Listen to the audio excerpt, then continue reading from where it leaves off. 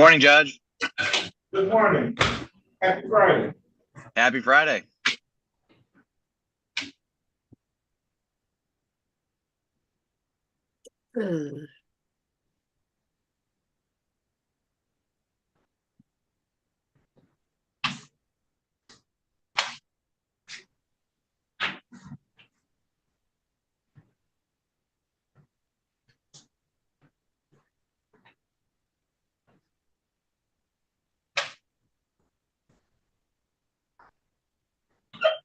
Okay, first up, I have Ms. Silver. Good morning. How are you today? I'm with Mr. Glenn. Okay. Morning, Miss Silver. Morning, Mr. Glenn. We have Desmond Burks. I was just appointed because apparently his previous lawyer couldn't do the case. There was a conflict. Okay. Ready on Burks.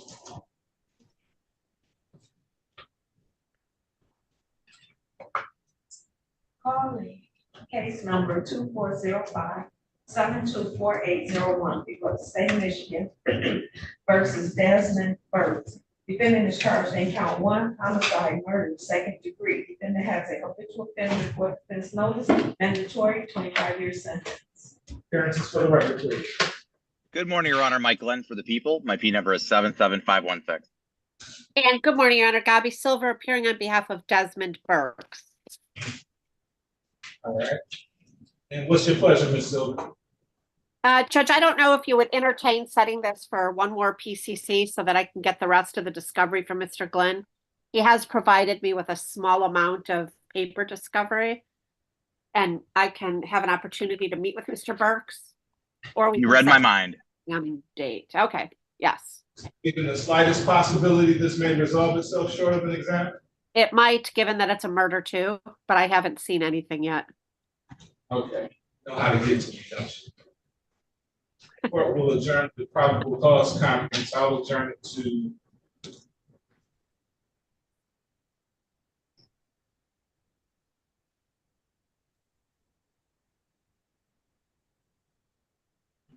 I guess I can adjourn it to May 31st. Okay, that's yes. That'd work for me, Judge. Thank you. Right. Have a good weekend. Thank you, Judge. Have a good weekend, everyone. Have a good weekend, everyone. Glenn, get me that disco. Yes, ma'am. Okay. Bye. Bye. Mr. Deshawn. Good morning, Judge. I have Mr. Hall again. We were looking for our prosecutor on it. Is that you, Ms. Haydar?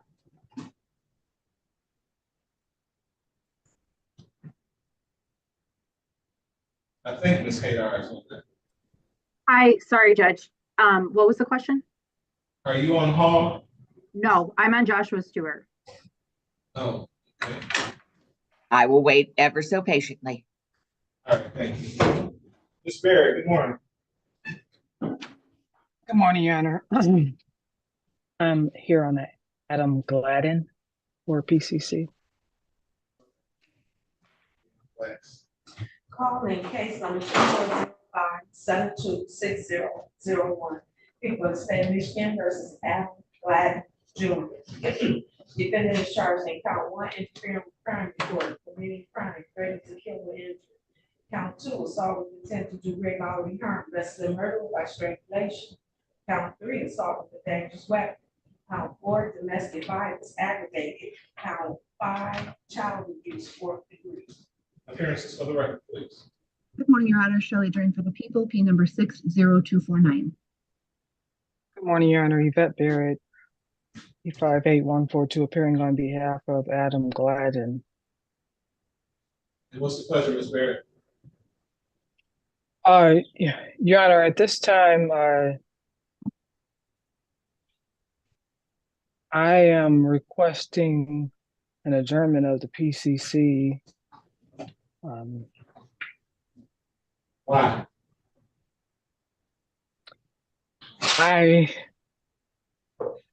At this point, I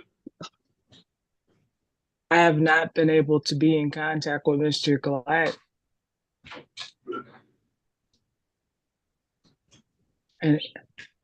Why is that? because I haven't been provided with any information in regards to his whereabouts, and it looks like he has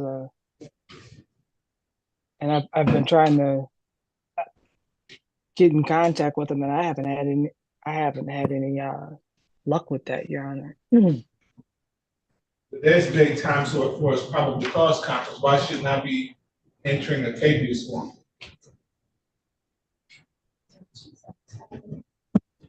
I would just ask It shouldn't be too hard. I would to ask the find. court to waive his I would ask the court to waive his appearance and give me at least till next Wednesday to see if I can locate him. He shouldn't be too hard to find. He's on the television.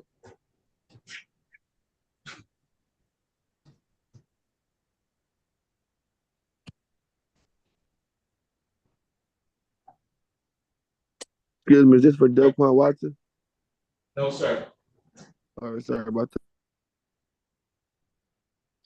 Well, Are you okay today, would Ms. the court Barrett? entertain me sometime this morning? A short adjournment for this morning? Okay.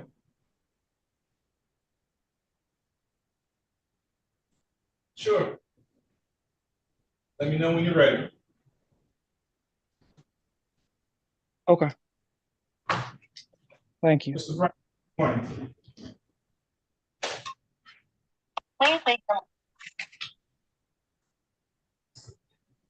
Cody Bradford.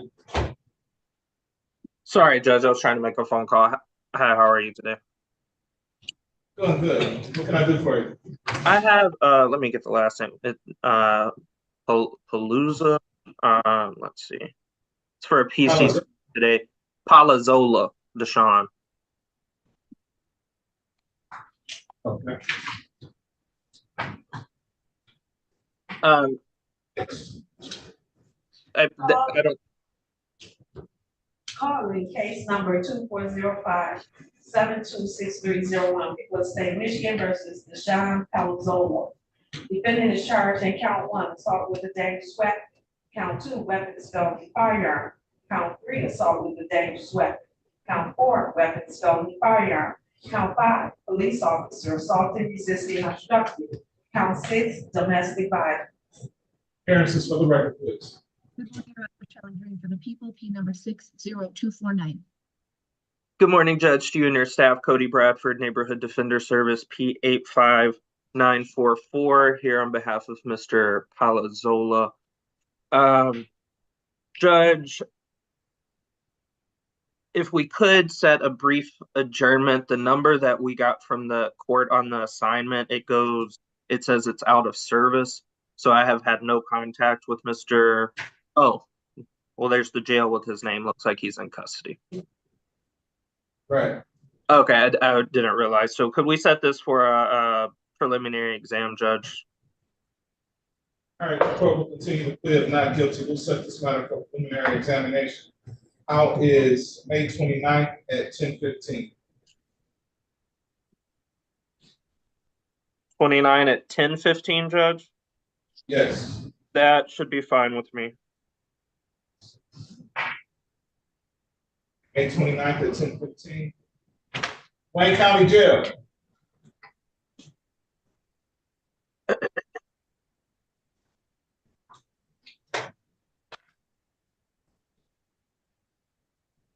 Show that Palazola was in. Yeah.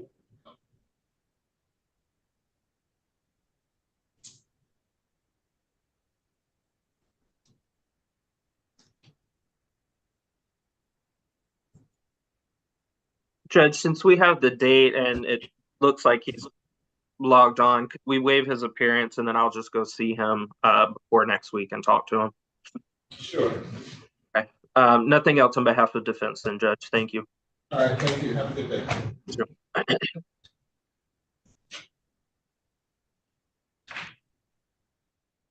Ms. Castro. Good morning, Judge. Good morning. What can I do for you?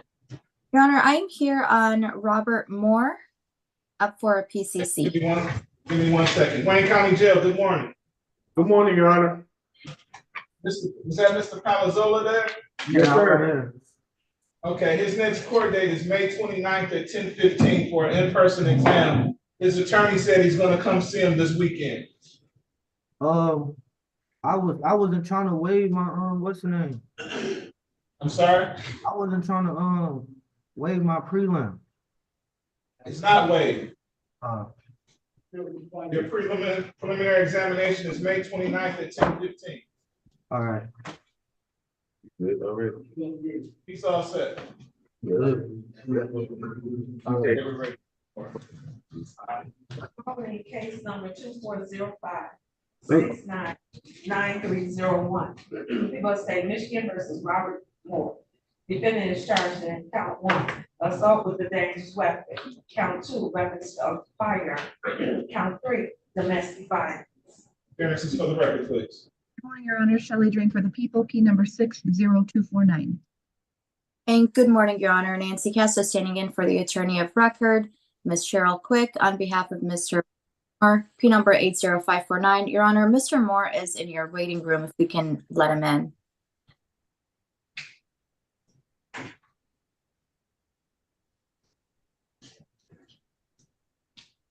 I don't see Mr. Moore in my waiting room. I see a Willie Barvin and I see a REBBL4. I can ask him real quick what his username is. Waiting in the waiting room, and he'd like to be present.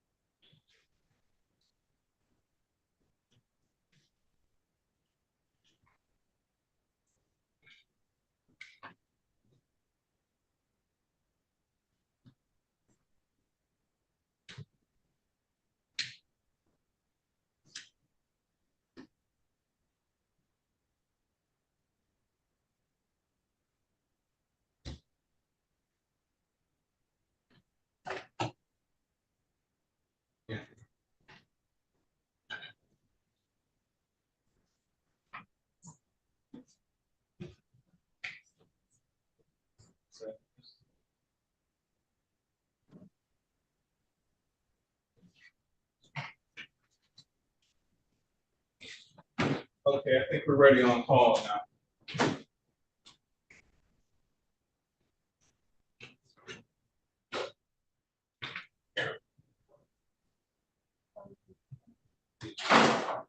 Case number 2405-688901. People of the State of Michigan versus Delquan Hall. Defendant is charged in count 1, criminal sexual conduct, first degree. Count 2, kidnapping. Count 3, assault with a dangerous weapon. Count 4, weapons, firearm, possession by felon. Count 5 through 8, weapons, felony, firearm. Defendant has a habitual offender, third offense notice. Appearances for the record, please. Good morning, Your Honor. Eilish Gallagher on behalf of the people, Assistant Attorney General, P77510. And good morning, Your Honor. May it please this most honorable court, Kim Michon, Neighborhood Defender Services, P59167, on behalf of Mr. Hall, Your Honor. Mr. Hall is currently in the custody of Dwayne jail. We would waive his presence for these purposes.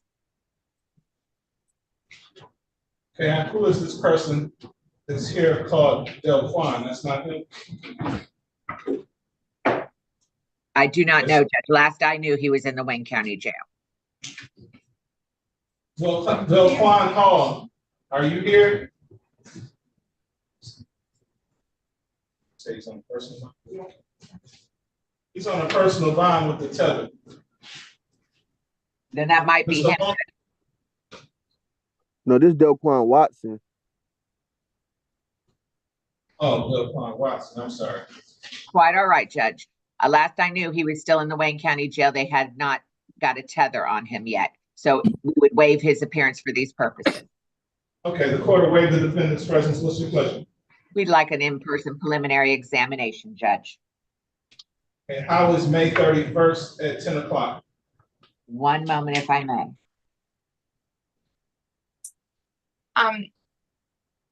Your Honor, I apologize.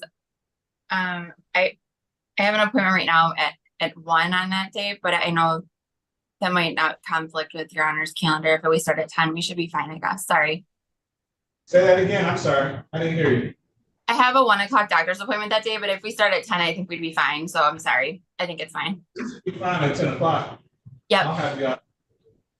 It's fine Does that with work? the minutes as well. All right, May 31st at 10 o'clock. Fine, will be continued. Thank you, Your Judge, Honor. may I ask, oh, I'm so sorry. I apologize. May I ask that you mark the file medical? I received a text from somebody who purports to be family indicating that he has not received his medications, and they did give me what purports to be a discharge paperwork indicating that he is in need of medical treatment. Would you at least make sure he's being seen by the doctor while we're waiting for that tether? Okay. Thank you so very much, Judge, and a lovely weekend. Enjoy it.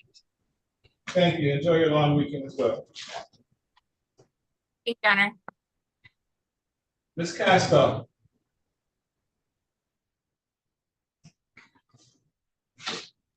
Judge, he says that his user, or he believes that it's REVV. Okay, I'm bringing them in now. Okay, thank you.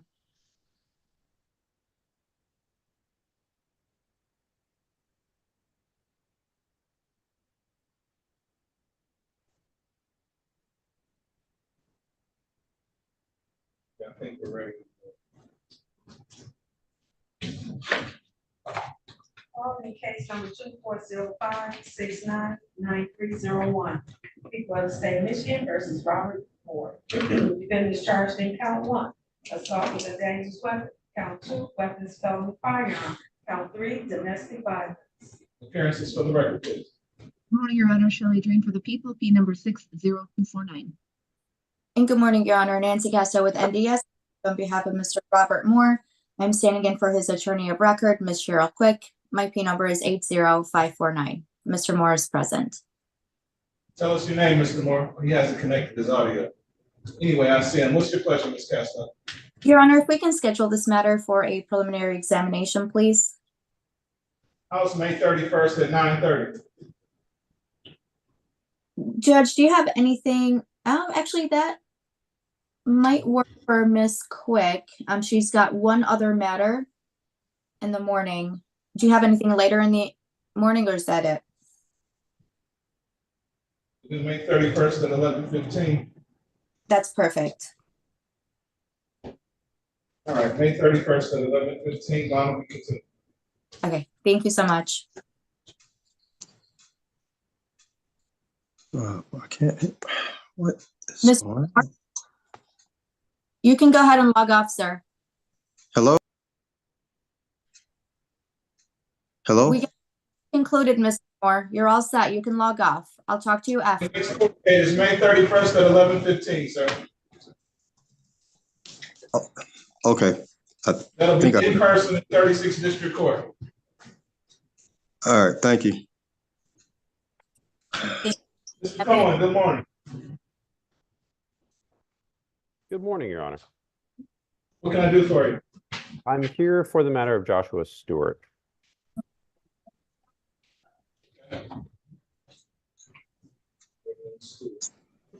What the? Trying to, oh. Calling case number 16057956. People of the state of Michigan versus Joshua Stewart. Defendant is charged in the amended information, count 1, robbery armed, count 2, robbery armed, count 3, assault with intent to do great bodily harm, less than murder or by strangulation, count 4, robbery armed, count 5, stolen property, receiving, concealing 1,000 or more but less than 20,000, count 6, weapons felony firearm. Appearances for the record, please. Good morning, Rhonda Hadar for the people, P84161. Good morning, Your Honor. Neighborhood Defender Service by Jonathan Cohen, P86151. appearing on behalf of Mr. Joshua Stewart, who is currently housed in the Wayne County Jail Division 2. I can, I think, request to waive his appearance today, Your Honor, because I was able to speak to him in custody yesterday. So I do have his approval essentially to make the request that we had discussed yesterday with respect to a little bit of extra time for the preliminary examination. For the waive the defendant's presence, what's your question? Your Honor, I am going to make a request if the court has availability for the week of June 17th for a preliminary examination of this matter. Not so far out. Judge, I'm anticipating starting a jury trial on an attempted murder on June 3rd. That will most likely take, I would say, most of the week. And so next week? I'm sorry, Your Honor? Why can't we do next week?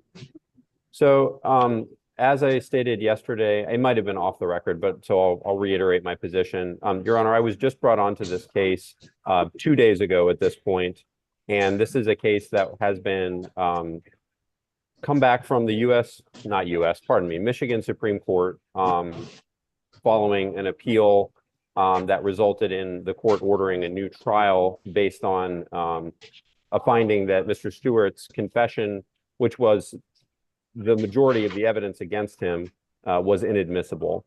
Following its remand to circuit court, a motion to quash was filed, and the case was remanded. I guess that motion was granted by Judge Nicholas Hathaway. The case was remanded to district court for further proceedings. The issue that I have, in addition to the seriousness of the case, is that I now have about 400 plus pages of transcripts from the trial to go over, as well as the preliminary examination transcript. This case has been tried all the way through once. And so I'm trying to make sure that as we come back for round 2, that I am up to speed on everything. If this were just round 1 and I'm just familiarizing myself with discovery, I have no problem being ready within a week. But because I'm ramping up for trial on June 3rd, and then I want to make sure that I do have enough time to prepare. It's why I'm making the request for what I understand is some additional time.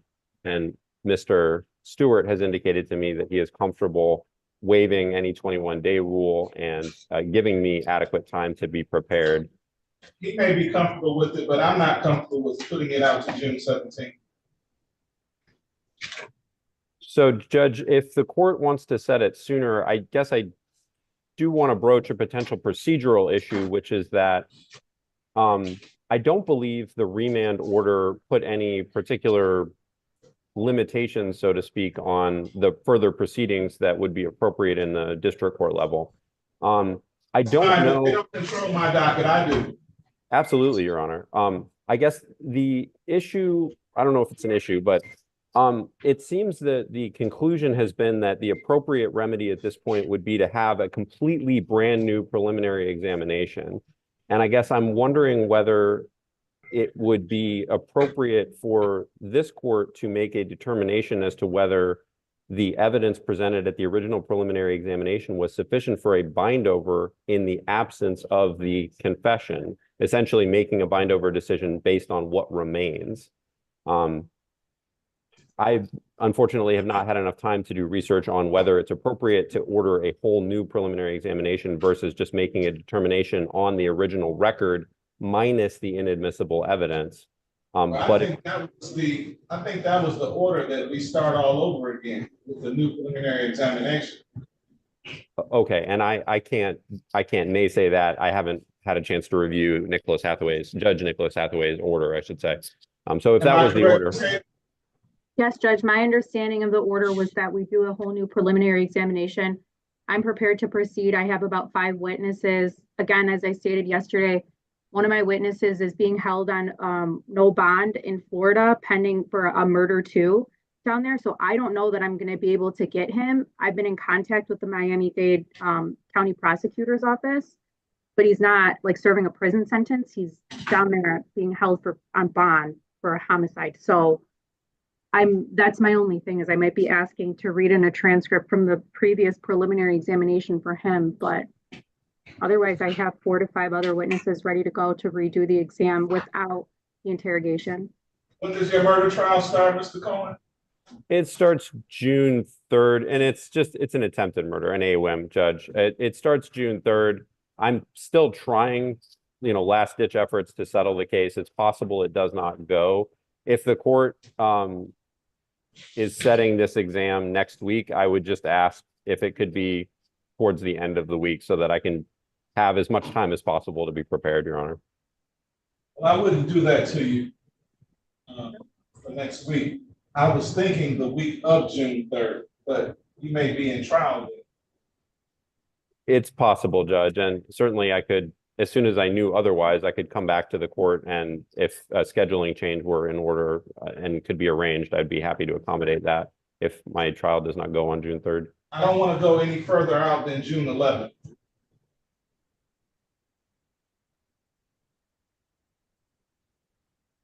Okay, I can do, I only have one matter on June 11th, so. Ms. Hayes, I'm going to give you time to get your witness out of Florida as well. Yes, Judge. All right, so June 11th, what time of day is good for you guys? Free all day. I have one matter at 10 o'clock. I may try and get a colleague to cover. It's CCW sentencing. And that's at 10 o'clock. So I would say anytime and we'll make it work. I'm wide open, 10 o'clock, 11:30 or 1:30, choose. How about, you said 11:30, Your Honor? 10 o'clock, 11:30 or 1:30. Oh, well, with the number of witnesses, I don't know, should we do 1:30? So, or do you, Ms. Haydar, do you think we'd be done? And I have no idea how long it's going to take. I don't think it's going to take that long. It's just because it's circumstantial. I have a bunch of different witnesses. We can do the 1:30. I can do the 11:30. I don't think this should take more than an hour, hour and a half.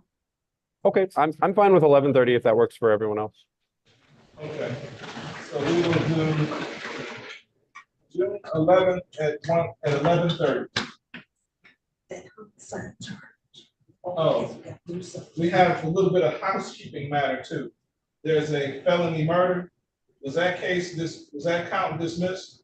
Yeah, he was acquitted on that at trial. So he was only convicted of the counts on the amended information. So that's all we're coming back on. So what else do we do? Yeah, so in our system, it still has that side charge.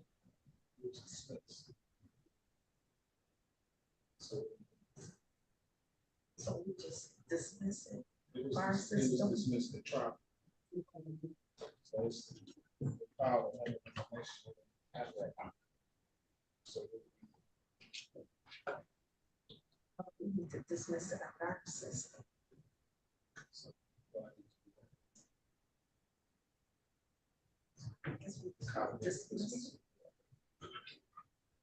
Do you have a copy of that dismissal order dismissing that count?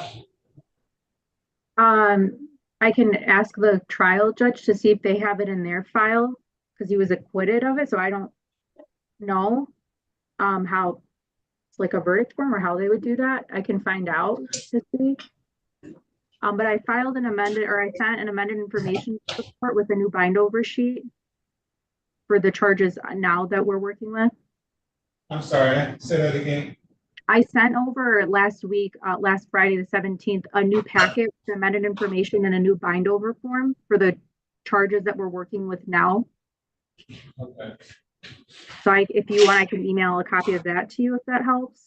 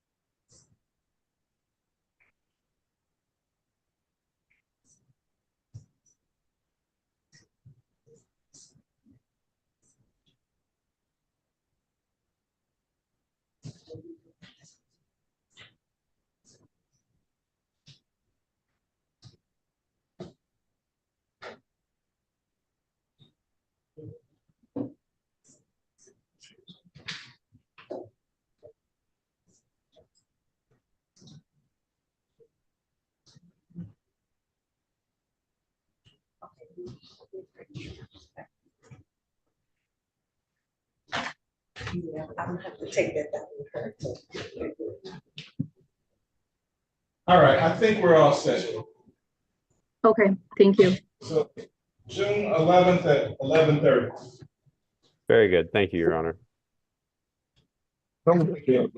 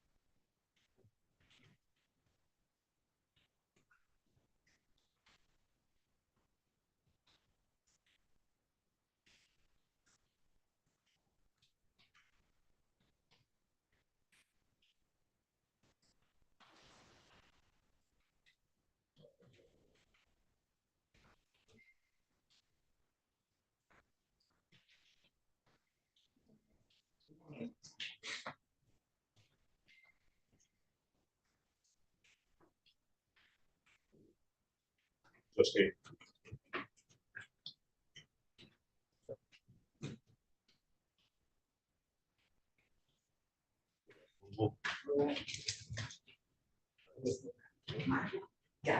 No, you good. All right.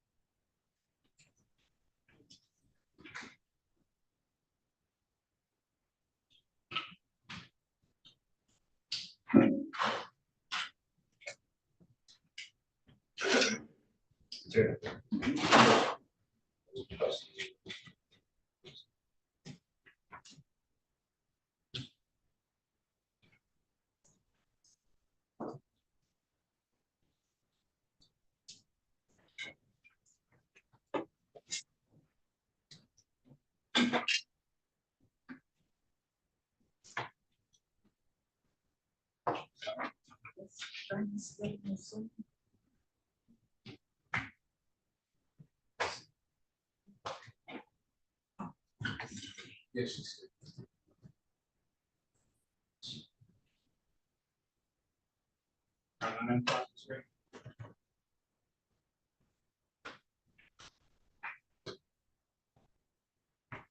Ms. Lane.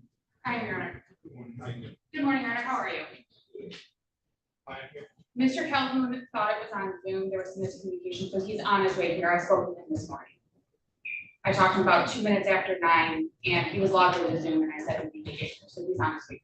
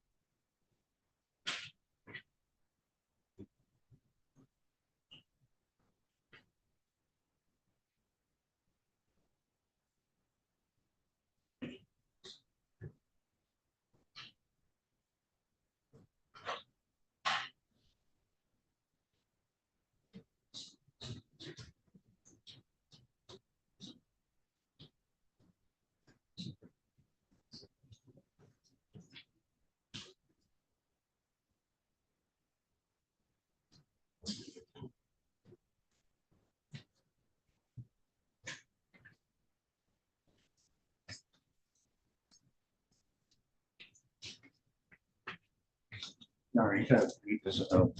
The barber? Will? Is he on Zoom? Will the barber? But he's a 10:30 exam, but I thought I heard him say something on Zoom. Is he in the waiting room?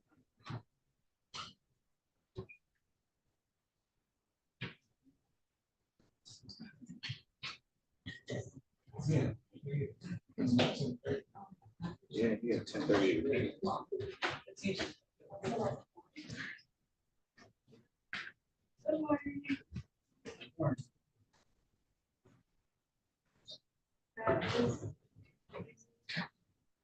Mr. Barber.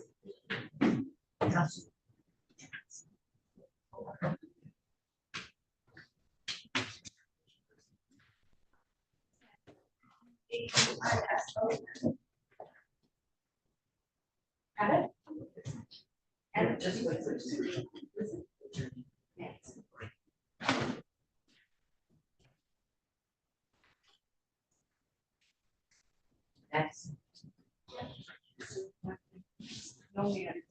Mr. Barber, connect your audio.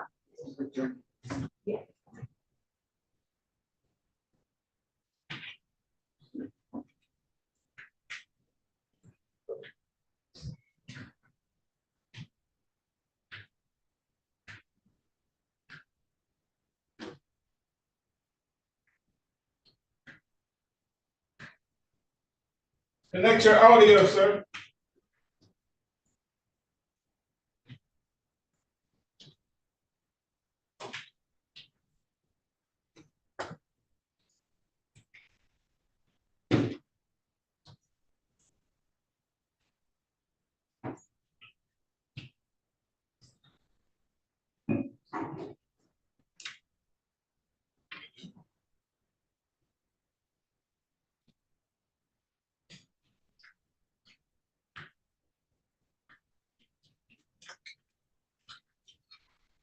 Barrett?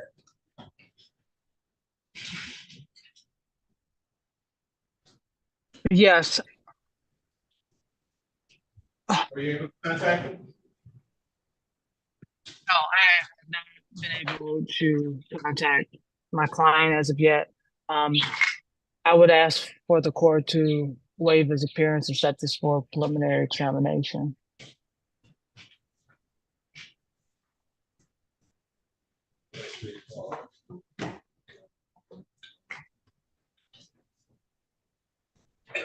recalling case number 2405-726-001.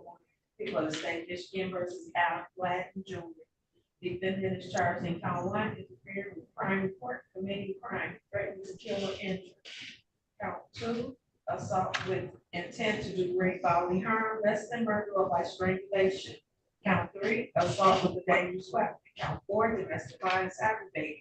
Count 5, child abuse, 4th degree. Appearances for the record, please.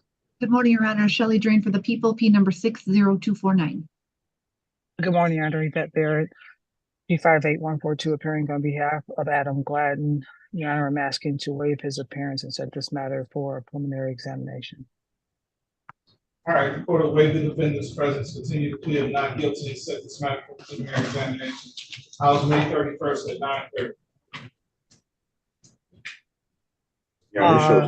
1:30 p.m. on May 30th. No, I didn't say 1:30, I said 9:30, but I'm hearing that your client is in jail. Could we do it a little bit later in the morning on the 30th?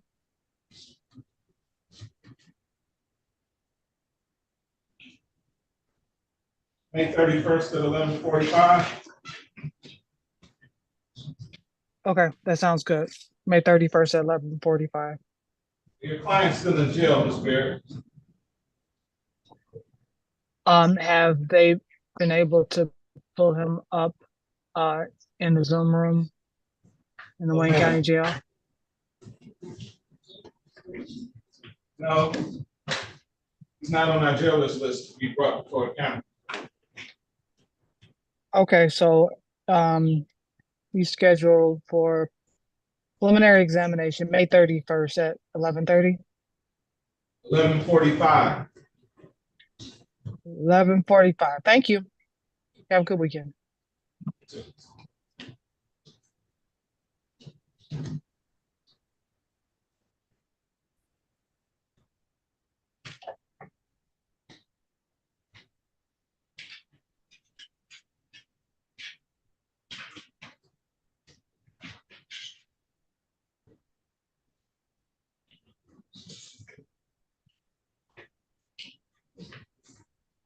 Ms. Lehman, are you ready now? Your Honor, Mr. Calhoun is not here yet. He is on his way. I can call him again, Your Honor. I'll call him right now.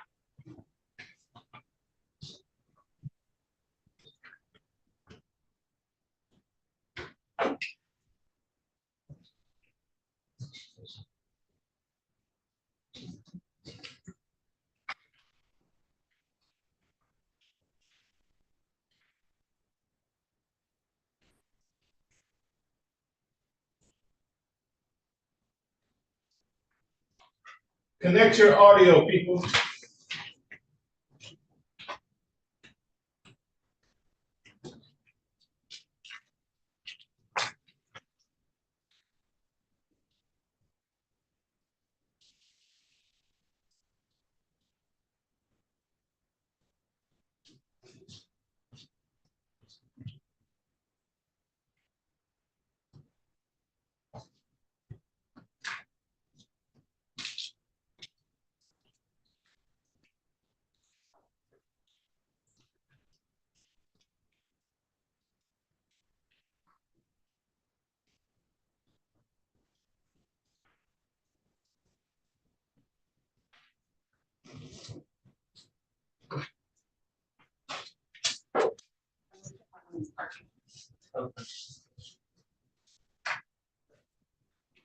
Wish I knew how to write backwards.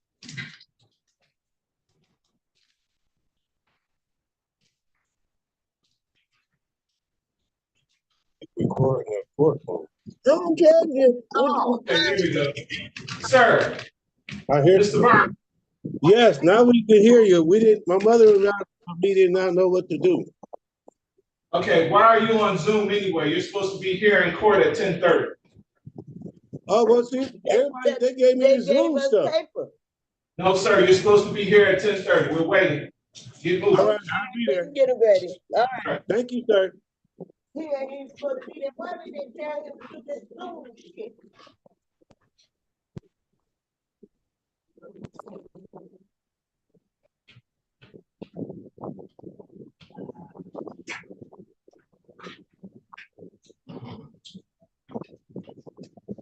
Huh?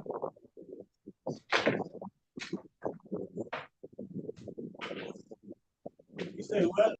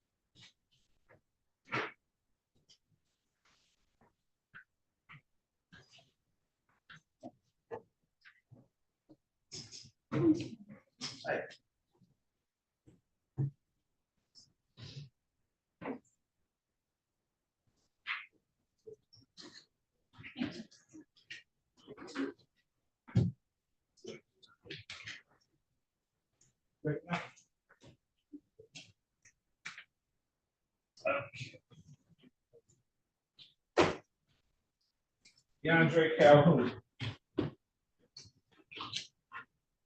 Calling case 2456102, for the state of Michigan versus DeAndre Matthews-Calhoun. Defendant is charged with count 1 assault with a dangerous weapon, count 2 aggravated domestic violence. Defendant has a habitual offender court defense numbers. Appearances for the record.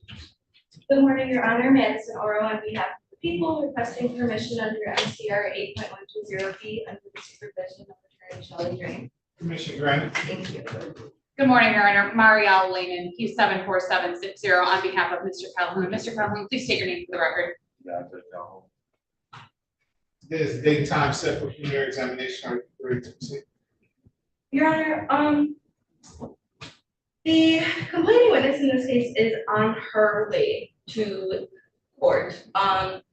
It was brought to our attention that when the victim's advocate called her this morning, the complaining witness stated that she was unaware of anything going on today. However, our office did send subpoenas for her, and how long before she gets here? The last time they spoke was 20 minutes, and that was about 5 minutes ago. Where's she coming? I do.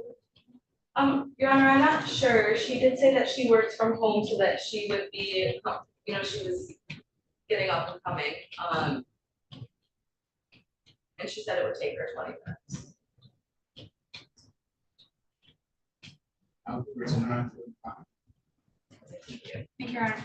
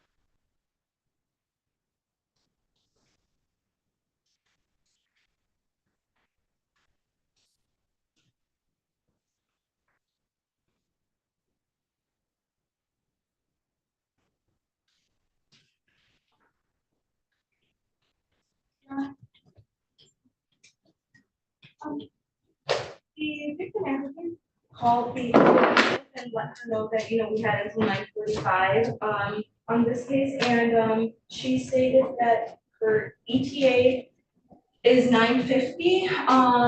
I obviously know, we all know that there needs to be some time to factor in for parking. So I just wanted to bring that to the court's attention. I don't know how We'll call it 9:45 and see where she's at. Okay.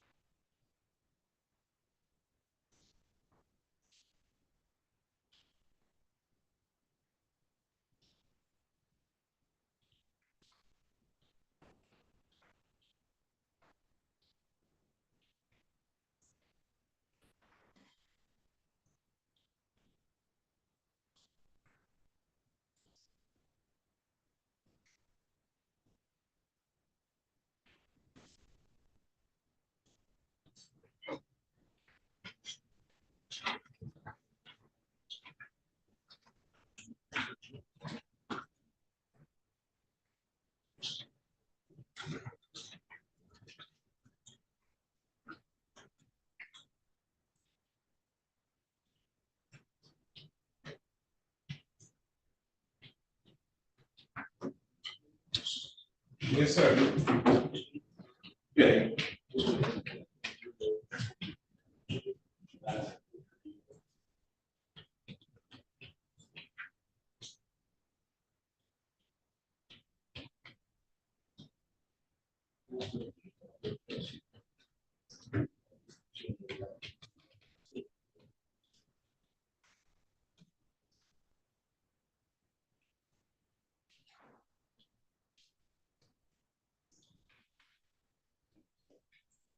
Let's call the witness and see where she is.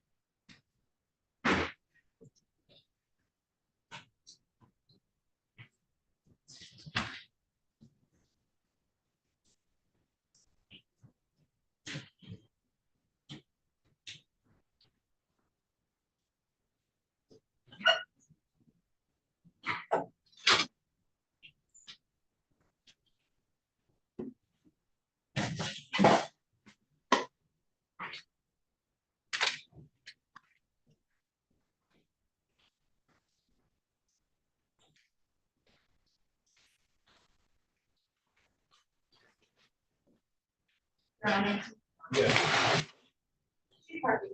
Okay, great.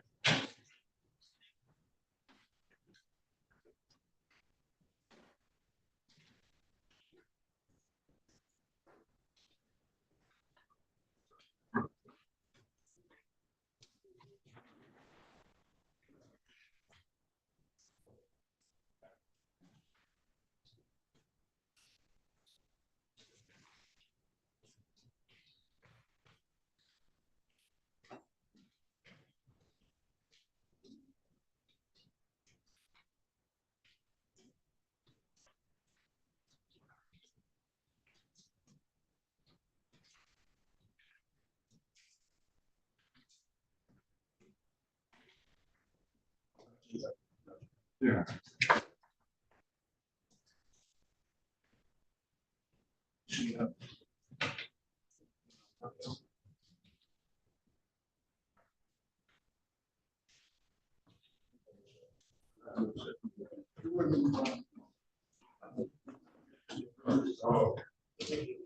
Am I really there?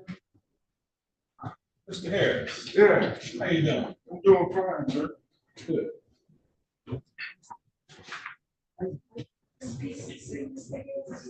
Pardon? Are you on a PCC with us? No, I'm on a preliminary exam. You're not on Delquan Watson, PCC. That name is something. Yeah, I'm sorry. I didn't put it in my book. But I can do it. I'm pretty sure. Sorry about that. Is he on Zoom? No. He's not. Oh, yeah, Delquan. Delquan. Yes.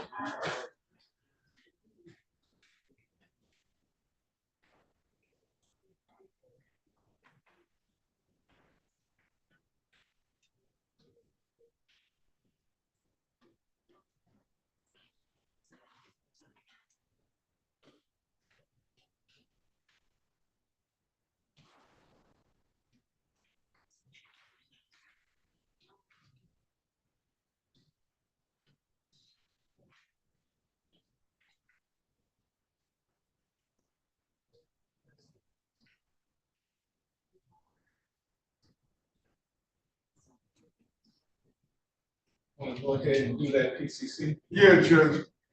Let's do that. I'm just asking for exam date and we'll go from there. Okay. Sorry about this. Delquan Watson. Case number 405-72610.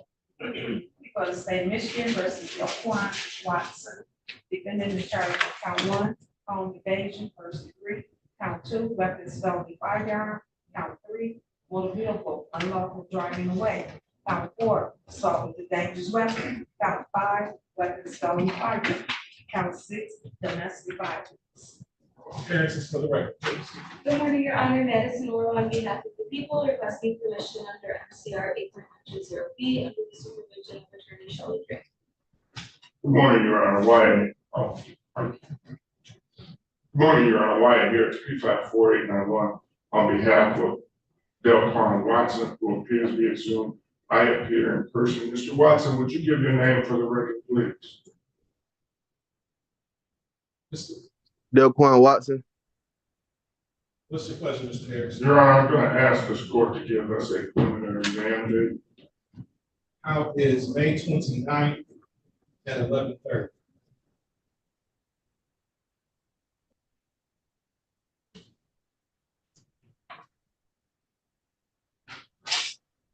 That's fine. All right, May 29th at 11:30, Bob. Mr. Watson, you've got my number. Give me a call again, please. Okay.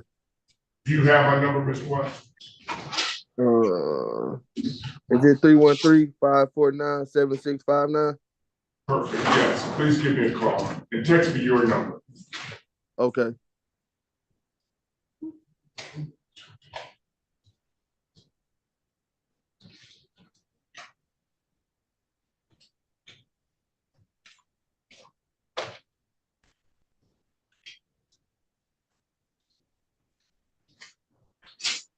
That's up to 11:30.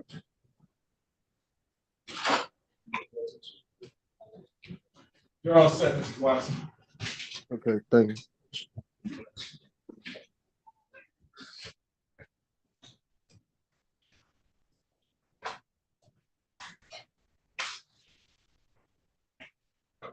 All right, people, can witness make it in yet?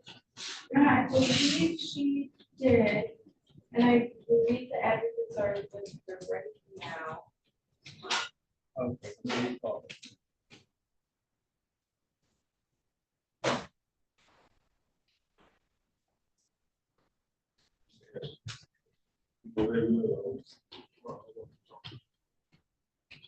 Recalling case 24-56102, people of the state of Michigan versus DeAndre Matthews-Calhoun. Defendant is charged in count 1 assault with a dangerous weapon, count 2 aggravated domestic violence. Defendant has a vision within the fourth defense notice. Appearances on the record. Good morning, Your Honor. Madison Oral on behalf of the people requesting permission under MCR 8.10B under the supervision of Attorney Shelley here. Permission granted. Good morning, Your Honor. Marielle Lehman, P74760 on behalf of Mr. Calhoun, who is standing to my left. Mr. Calhoun, please state your name for the record. There's date time set for preliminary examination. Are people ready to proceed? The people are ready to proceed, Your Honor. How many witnesses will be? Just one. The preliminary rounds before the party witness. Let's put the courtroom, so no. Okay, are you witness? Okay, the people will call Shukri French. Okay.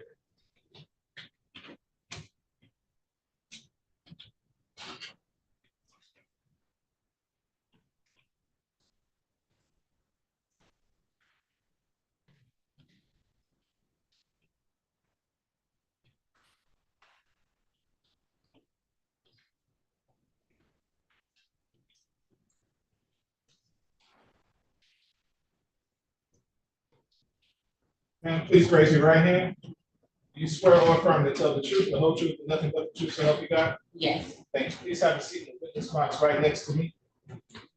Just yank that door open, have a seat. It's going to be a microphone to your left once you have a seat. Pull that microphone to your mouth, or you can take the base of it and place it in your lap so you can speak directly.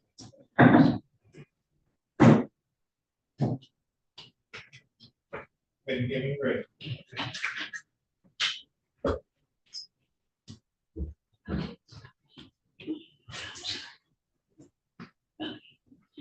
Ms. French, can you just state your name for the record one more time, please? Shukri French. Thank you.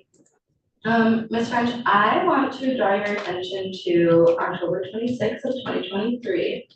Do you remember that day? Yes. Okay. And where were you on that day?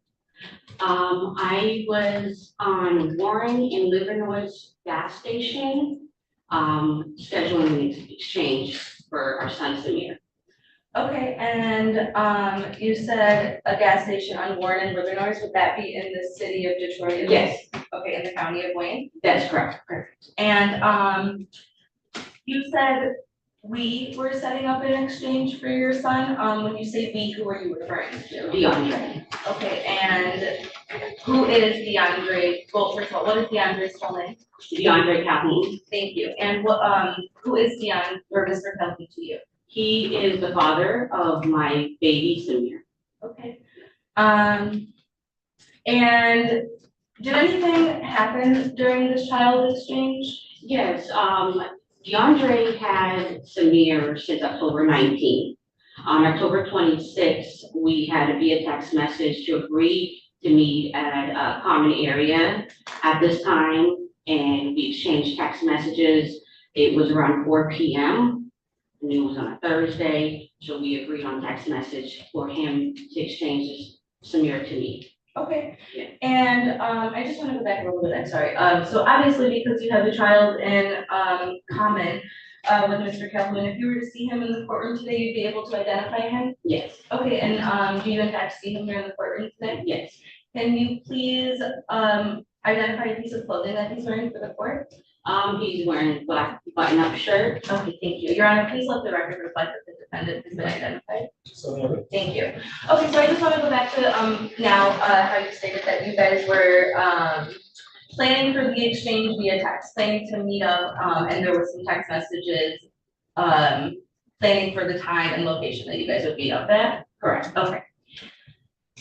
And so when you do eventually, and so it was the location, the gas station that you were at? Correct. Okay, and so when you do eventually get to the gas station, what happens? So I get to the gas station, we are right next to each other on a gas pump. DeAndre steps out of his car. I'm still in my car with my 10-year-old son at the time. I asked him not to leave out the car, that I would be getting out and reaching out to go get Samir. He went, Is there, I'm sorry to cut you off. No, it's okay. Is there a reason why you told him to stay in the car and that you would get out? And look, I guess I just want to know a little bit more why. Objection, Your Honor, relevance. Yeah, I guess I just wanted to know why you know, decided that that was what you wanted to do in that moment, was for him to stay seated and you to go and grab your child. There is history of domestic violence, and there was an active PPO at that time. And I was just didn't want to have any type of contact with him at that time. Okay. Yeah. Okay, and so is that in fact what happened, that you went and grabbed your child, Samir? Well, I attempted to. So when I asked DeAndre to go back in the car, he did. I stepped out of my car, walked over to the back driver's seat where Samir was buckled up in the car seat. I opened the back door. I reached over to unbuckle him. I wasn't successful in unbuckling him because that's when DeAndre drove over my left foot with the door still open and sped off. Okay, and if you know, did Mr. Calhoun know that you were physically grabbing your child out of the car in that moment or trying to unbuckle the seatbelt? Yes, that was the whole exchange in the text message, was the exchange for me to go ahead and get Samir out of his car. So when is it that he drove off? Let me rephrase. Was your hand inside of the vehicle when he began to accelerate to drive off? I had my upper body moved into the car. Okay, so I was unbuckling, was not successful in taking the whole seatbelt off, and that's when he drove off. Well, I was in basically half of my body was still leaned into the car, okay. And that's when he drove off, and he drove over my left foot. And in that moment, if you know, what was Mr. Calhoun's demeanor like? He was very angry, upset. And what makes you say that he was angry or upset?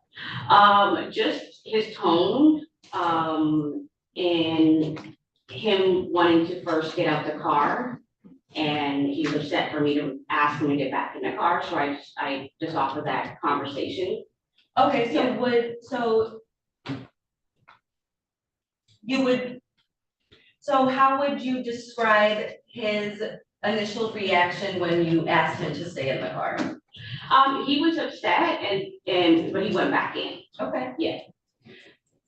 Okay, and so when he drove away and drove over your left foot, was he saying anything to you at all while driving away? No, he just sped off and I fell on the floor. Okay, and at any point, did you or someone else call 911? I actually went straight to the police station.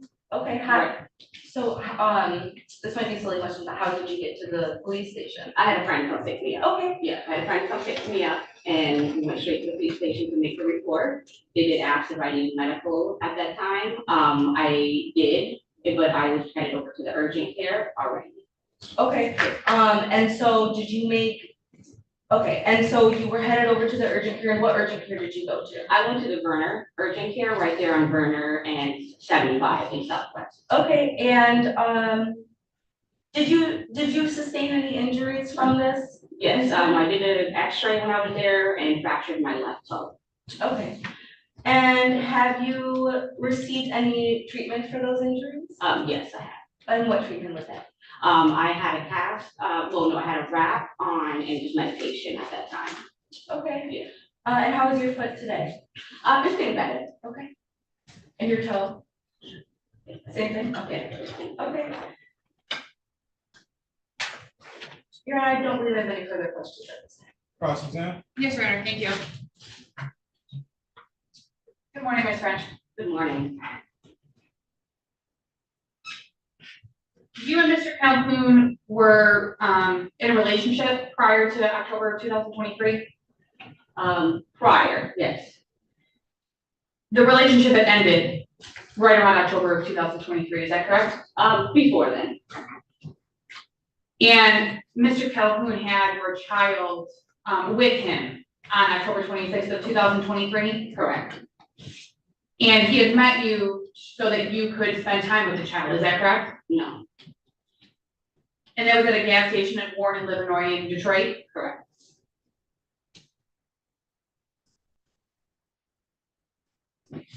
So that there was a personal protective order or a PPO, an active PPO on October 26th of 2023? Yes. That PPO was modified after this alleged incident, correct? Yes, it was modified in February of this year. Was it December of 2023? Does that sound right? No, that it was modified. It was not modified until this year. Okay. And it gave more, it lessened the restrictions, is that right? The modification? Yes, the modification for this year, yes. And after this alleged incident, there was a custody filing, correct? That is correct. And you filed it? No, I didn't file it. Mr. Calhoun filed it? Yes. And he had 50-50 custody of your child, correct? No.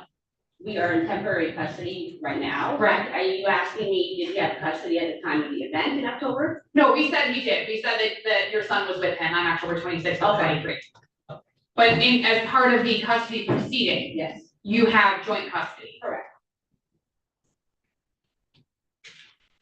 And it's my understanding you would like sole custody, is that correct? I haven't made a decision yet right now. After this alleged incident, you drove to the police station? No. A friend came and got you when you drove to a police station? Yes. But you got in the car and went to a police station? I had a friend take me. Okay. Yes. And who was that friend? Alina. Alina, how do you spell that? A-L-E-N-A. And what's her last name? Faroog, F-A-R-O-O-G. Thank you. And how did you get in contact with Alina? She's a close friend of mine. She already knew about the situation. And then you went to the urgent care after the police station? Correct. Have you received any additional treatment after that urgent care, other than the wrap and medication that day? No, not after that, no. And when you were getting your child out of the car, Mr. Calhoun was looking forward, correct? That's correct. So, and you were focused on your child, correct? Yes. And you don't know whether Mr. Calhoun knew that you were in the car or sitting outside of the car or something different, is that fair? You can't testify as to what someone else knows. If you know. She can't testify as to what he knows. Correct, Your Honor, but she indicated that she was looking at the child, she wasn't even looking at him, she doesn't know what he knows. And that's kind of my point, Your Honor. So She can't testify, she can't tell you if, or what the defendant knows. That was your question. Right, but she can tell me if she doesn't know. Can't ask the question because she can't possibly answer that question.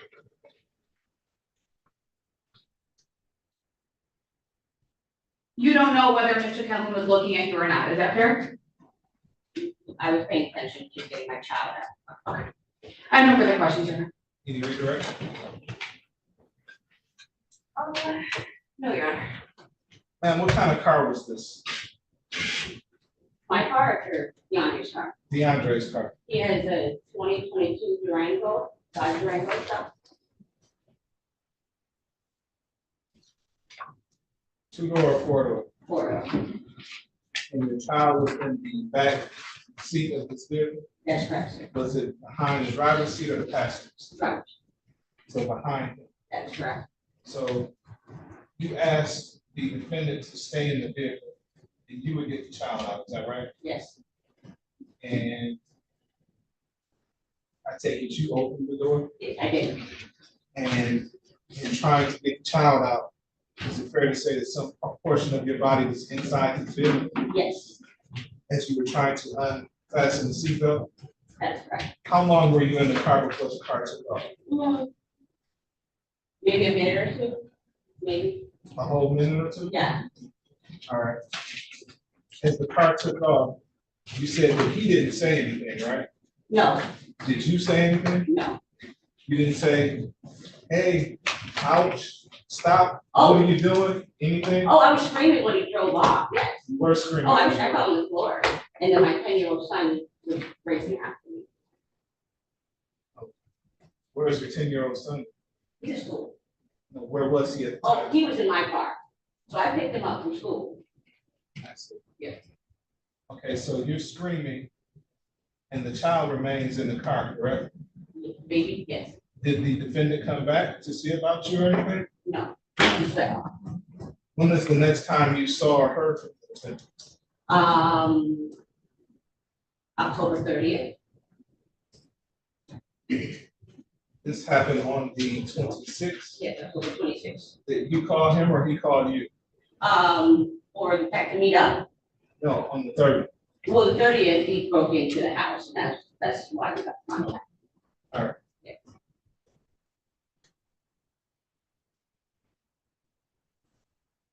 So you didn't hear anything else from him because you were there to pick the child up, right? That is correct. And he was there to meet you to pick up the child, is that correct? That is correct. And he ultimately drove off with the child and didn't give you the child, is that right? That is correct. I didn't see my son until actually October 30th. Any questions based on my question? No, sir. Yes. No, Your Honor. I do, Your Honor. Go ahead. Thank you. October 30th, where were you living on October 30th of 2023? 6390 Ironwood. That was also Mr. Calhoun's address, correct? At that time. This is based on my question? Yes, Your Honor, because she indicated in response to your questions that he broke into the house on October 30th of 2023. You don't want to get into that, that's why I didn't ask him no questions. Okay. No further questions, Your Honor. Anything else? Thank you, ma'am, you missed it.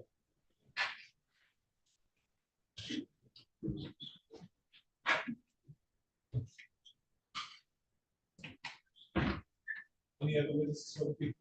No other witnesses for the people, Your Honor. Any witnesses for the defendant? Right. None, Your Honor. People. Your Honor, at this time, the people will ask to bind over as charged because of argument. Counsel, The defense would object to bind over, Your Honor. can you check the reason why? The people have not met their burden, Your Honor. I think the people, after hearing the testimony of Ms. French, is satisfied, the court is satisfied so that the verdict probably cause that relates to the charges obtained. Court finds this charge for the city church, court finds it will be bound over to Wayne County Third Circuit Court, criminal division, proceedings. Defendant's arraignment on the information date and time will be June 7th, 2024 at 9:00 a.m. So the witness indicated that while trying to get her son out of the backseat of the vehicle, which is a four-door vehicle, She opened, tried to get him out of the seatbelt that he was in the backseat of that vehicle. The defendant took off, thereby injuring her, and that vehicle rolled over her foot, fracturing her toe. That she screamed, that she hollered, as I imagined that she would have. The defendant kept going, didn't come back. Knew very well that he still had the child. Should have known, but it's just a question of fact, did know that the defendant did injure her as a result of pulling off. So again, the court is satisfied. June 7th, 2024, at 9:00 a.m. Final. Thank you, Your Honor.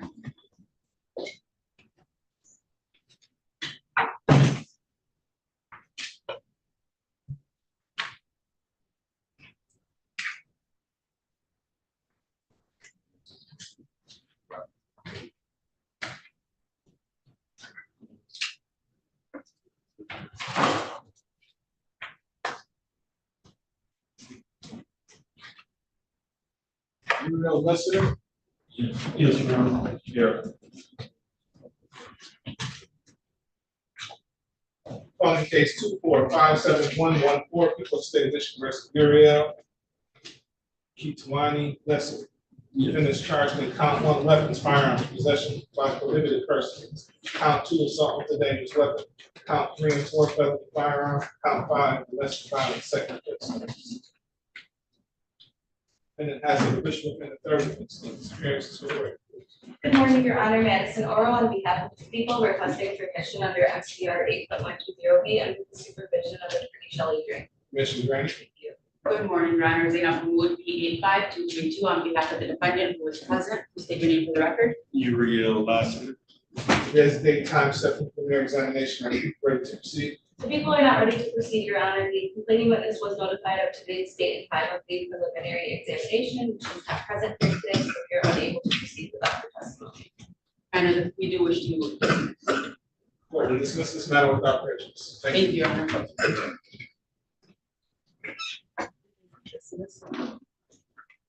This one, the order. Yes.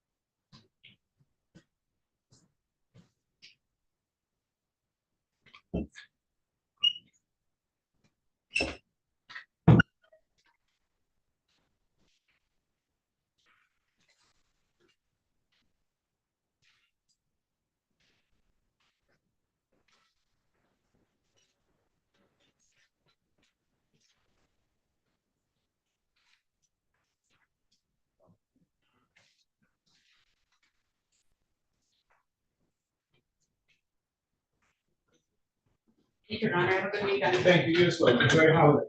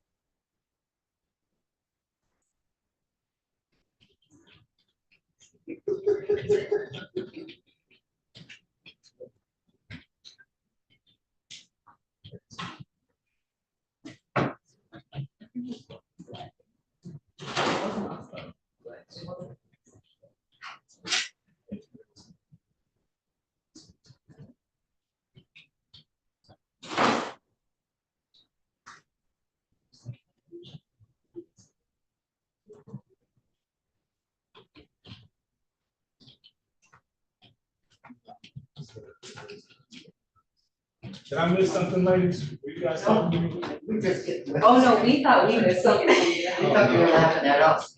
Oh.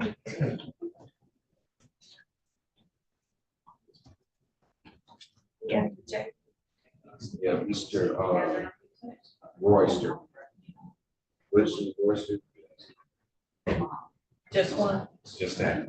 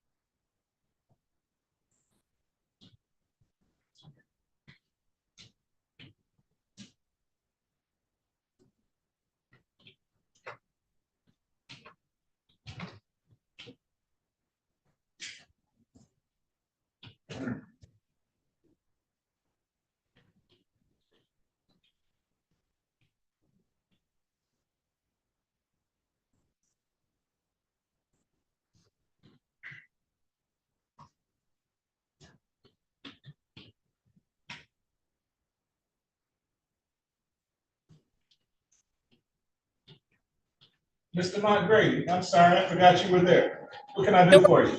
How are you? I have a case that was set for PCC before Judge Sabri, and we did the PCC, and then the clerk called me to say that the case should actually be before Your Honor. The client's name is Ronald Christian.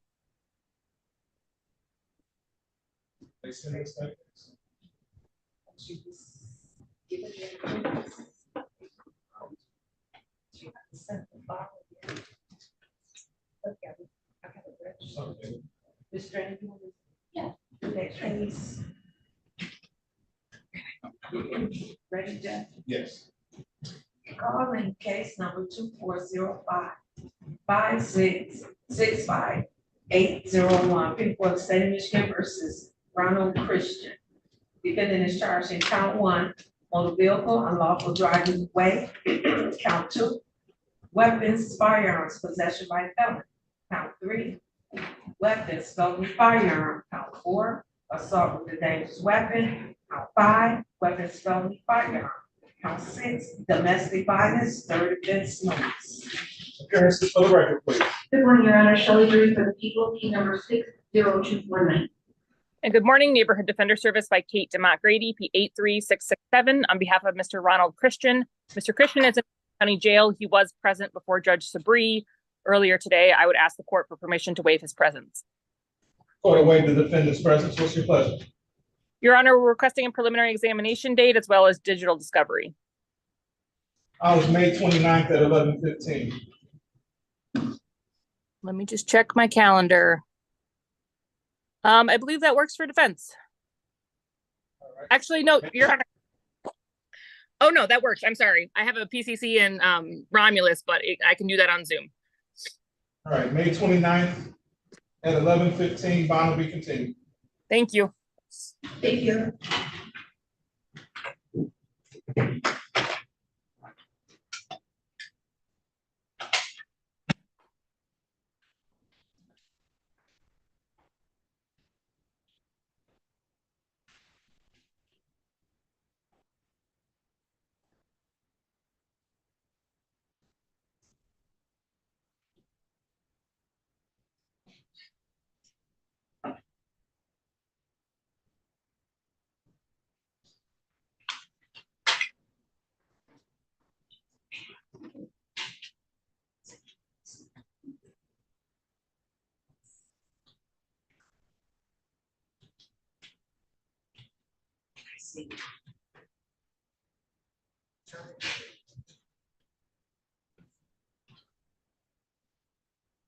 Mr. Harris still around?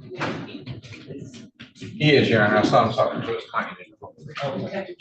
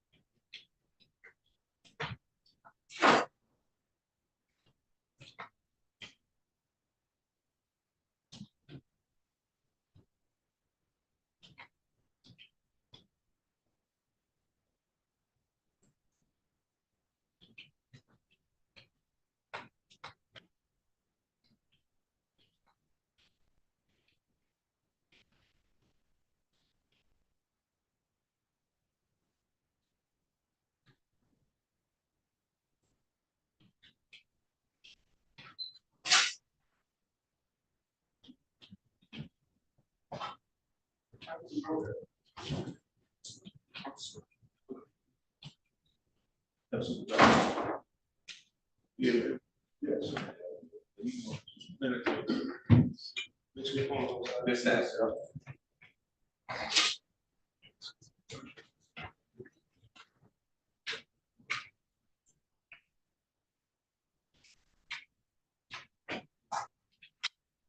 Okay.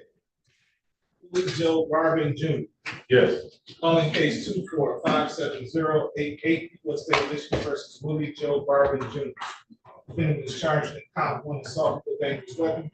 Count 2, domestic violence. Defendant has an additional second offense notice. Appearances for the record. She stepped away. Bonus. Should be like that. This is Mr. Garvin. Yes, Your Honor. Your appearance for the record, please.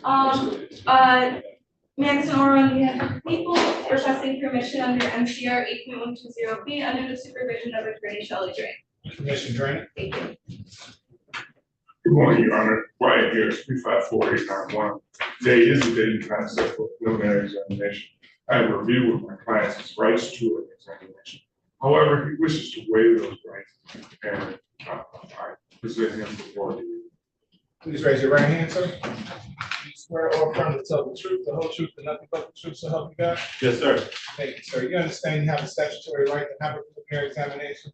By waiving the same, that means you won't have one. You will be bound over to Wayne County Third Circuit Court as you stand charged with complaint one. Do you understand that? Yes, sir. You understand the nature and the purpose of the preliminary examination? Yes, sir. You understand if you were to have one, the prosecution will have to establish what the primary charge which is committed in the city of Detroit, and it is probable cause to believe you committed it. Yes. Is anyone forcing you to waive your right? No, sir. Is anyone promising you? No, sir. Are you waiving your right freely and voluntarily? Yes, sir. Any objection to the speech? No objection, Your Honor. The court finds that this waiver is made only and voluntarily free, given the court will therefore bind in the order to Wayne County Third Circuit Court Criminal Division for proceedings. Is arraignment on information, date and time will be June 7th, 2024 at 9:00 a.m. Following the-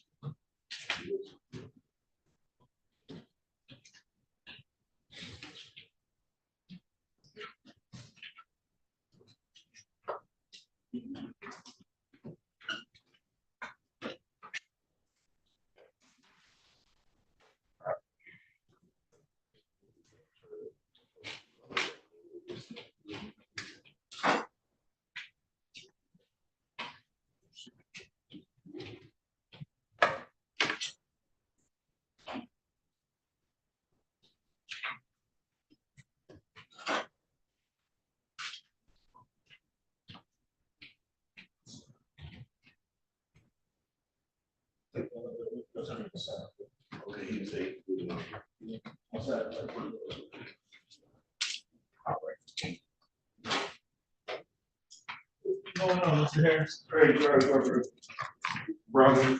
I don't see you too much anymore. Well, they won't give me a lot of cases up here with you. What to do with this? I get Sabri a lot. Judge Sabri. Did he? It's because. Oh, and Robbins. Oh, Judge Robbins. They've been around, but you know why?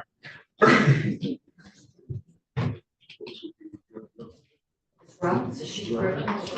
She's criminal. Judge Kevin Robbins. Kevin Robbins. He's criminal.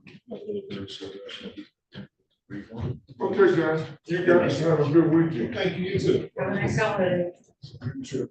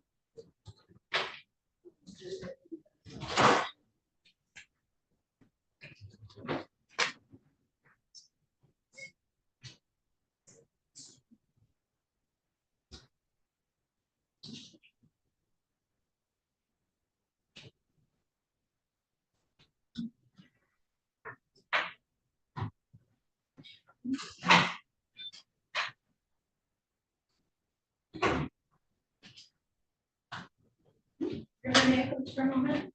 Sure. Thank you.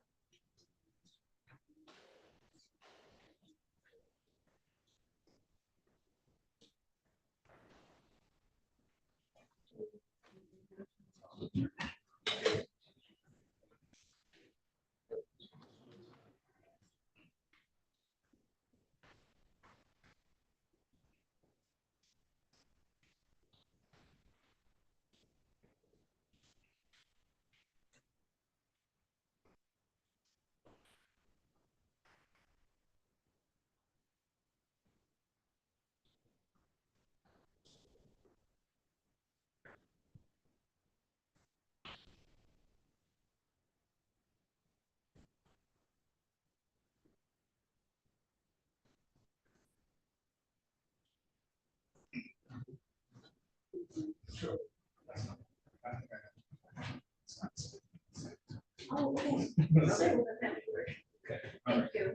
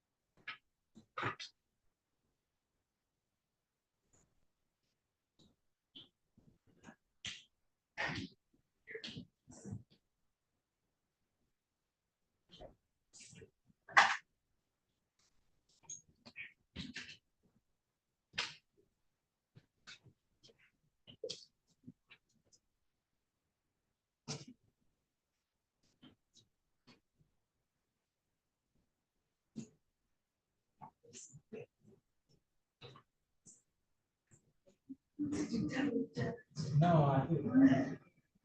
Realized I was surprised at what she cried like a baby. She's such a crybaby.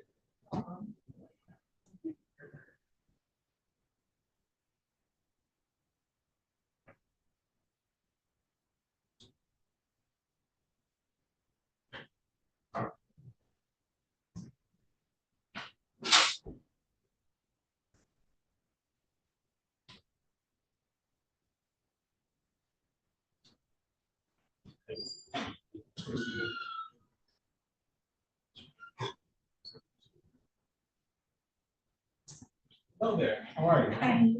Good. You will vote? She's not.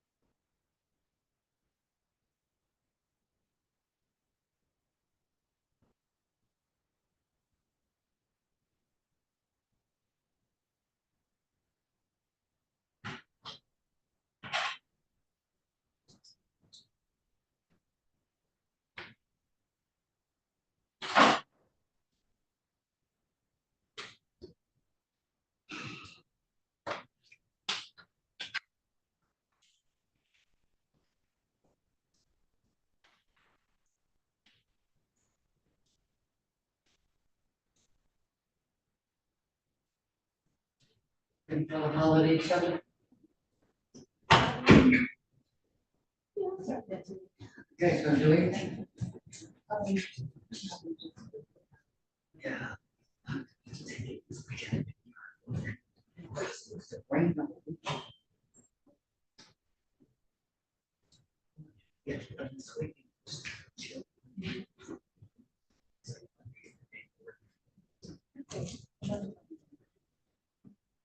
I threw my tree yesterday. What's it? I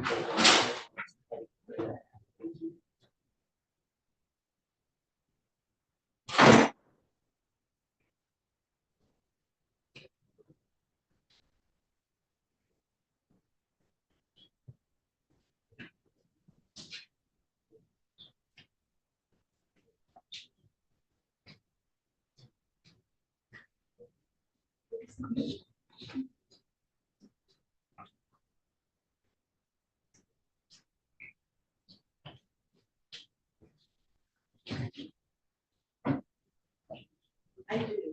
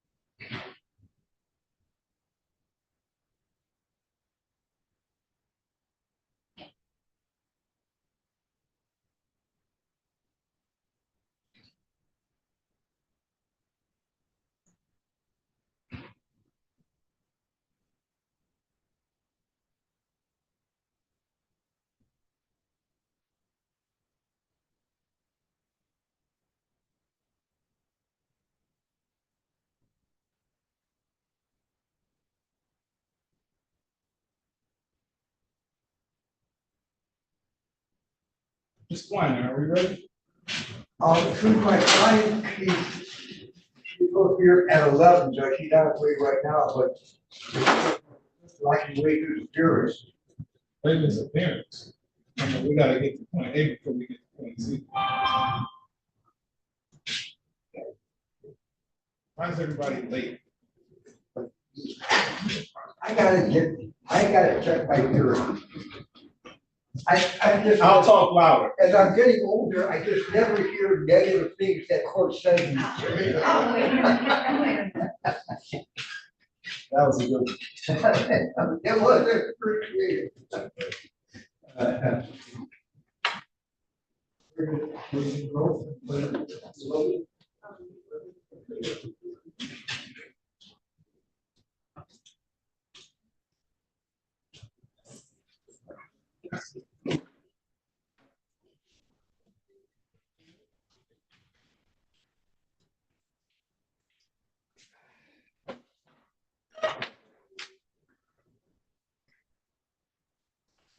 Hello there, Ms. Caston. Good morning, Judge. How are you doing? Oh, well, how are you? I'm doing great. Thank you. So you're scheduled at 11:30. Yes, Judge.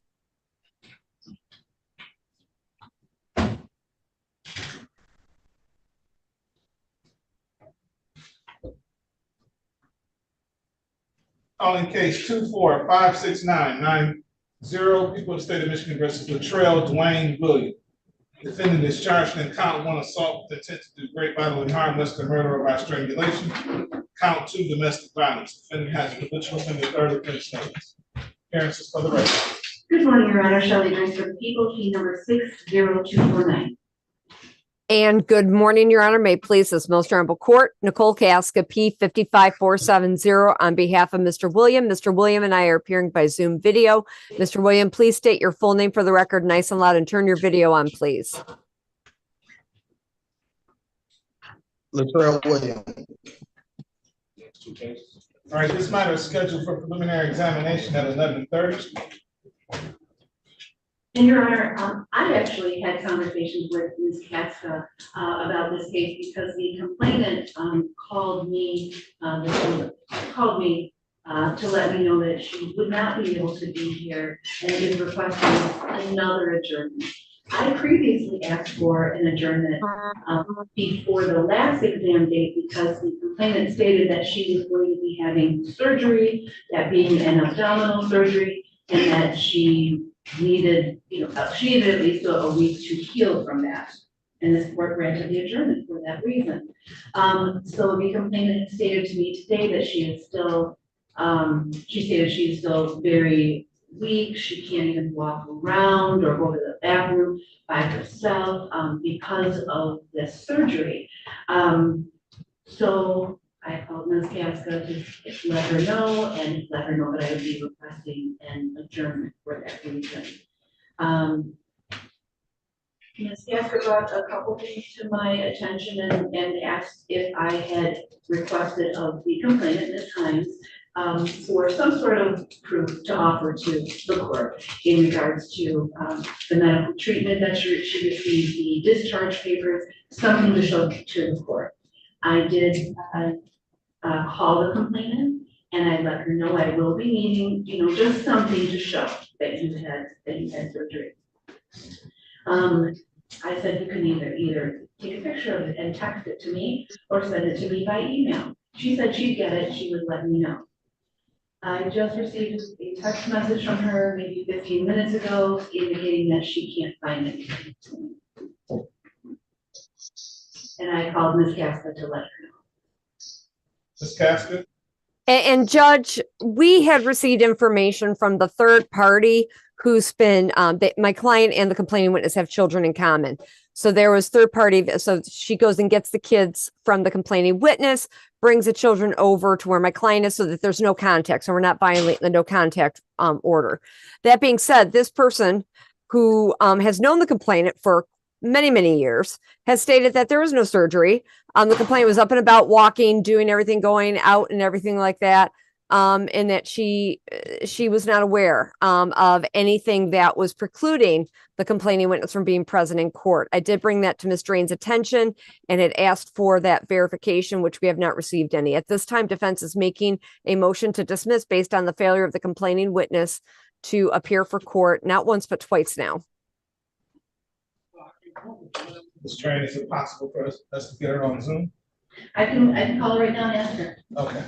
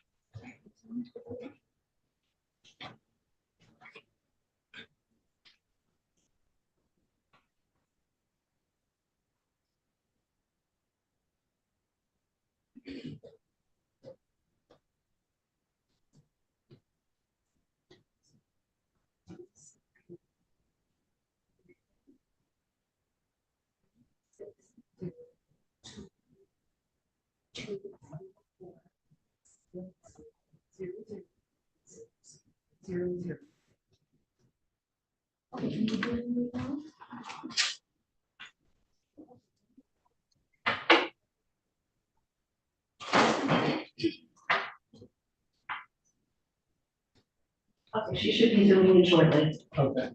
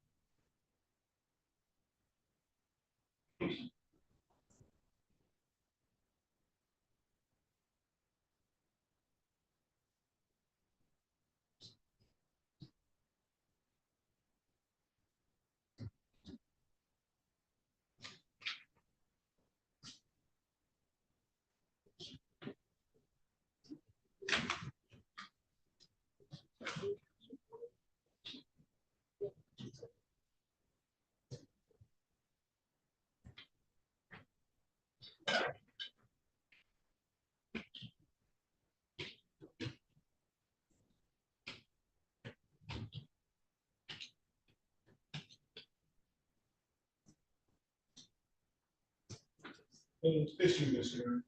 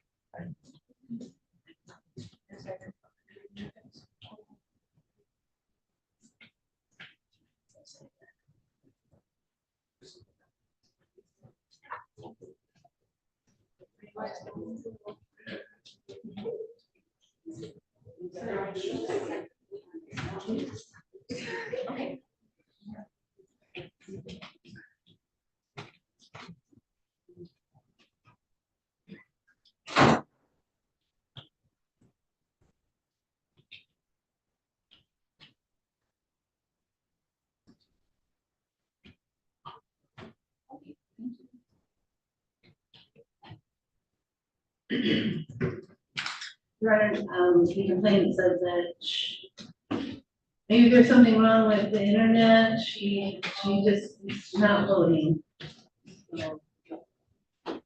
So, Sure. This court is without, we're back on the record on People versus Latrell Dwayne Williams. This court is without any verification that the complaining witness is that Ms. Hines. Correct. Ms. Hines has undergone any surgery whatsoever. Court is without any proof. Discharge papers, even I would be settled for the bracelet to put on your arm, you can discharge. Something, she should have something. Indicates that she did in fact under those surgeries. I'm getting the feeling that she's playing games with the court, and I don't like to be played with. Court asked that she zoom in because I want to speak with her. She's not even able to do that. So this court, without a good cause, will not grant an adjournment. The court will dismiss this matter. And Judge, thank you. And if I may, the record, I was looking at the Register of Action, and it showed that last week's adjournment was attributable to the defense. We did not ask for that. That was the prosecution. If that could be corrected, that would be terrific. What difference does it make? It's dismissed. The difference it makes, Judge, is that I did go on the record and I won't get paid for that event. That's the difference. Okay. All right. We'll make that correction. I appreciate it, Judge. Thank you, everybody. Have a very safe and happy holiday weekend. Thank you. You as well. You too. Okay. Thank you, I Mr. don't need Williams. nothing to go get. I don't need nothing to go get my tether to go. I just go down there. What? I think he was asking about his tether. He is on a tether, Judge. When do you suggest he goes down to go and have the tether removed?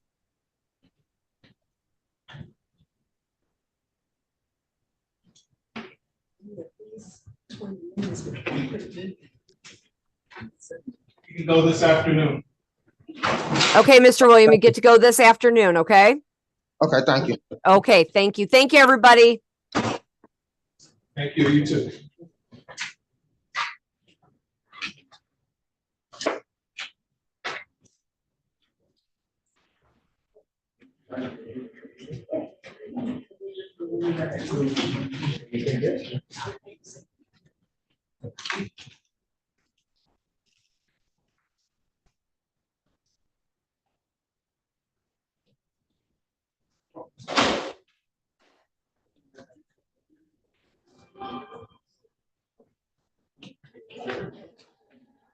All right, come on in. Ready? Ready.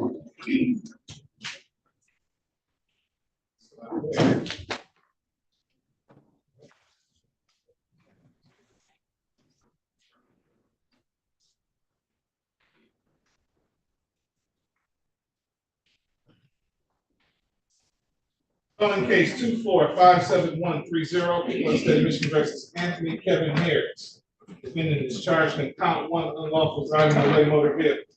Count 2, domestic violence, second offense number. Defendant has an original offender, second offense number.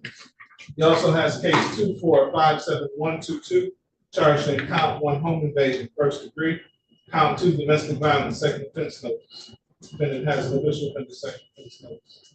Appearances for the record, please. Good morning, Your Honor. Shelley Drain for the people, P number 60249. Arnold Weiner, retained counsel, P 22104, on behalf of Mr. Harris. Harris, state your full name, please. Harris. Thank There's you. the date and time set for preliminary examination in both matters. Are the people ready to proceed? Your Honor, I am not able to proceed at this time. The complaining witness is a Ms. Felicia Harris on both cases. She was notified of today's date and time for the exam. She is not present, and she has indicated that she does not want to go forward with prosecution for either case. Motion to dismiss without prejudice. Thank you. So ordered, the court will dismiss both matters without prejudice. Thank you. I've already did. Yep, I'll bring that.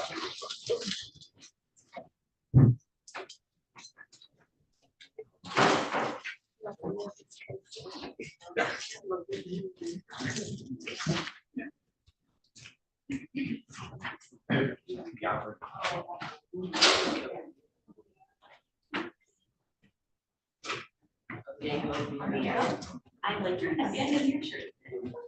I thought you were talking about me. Yes.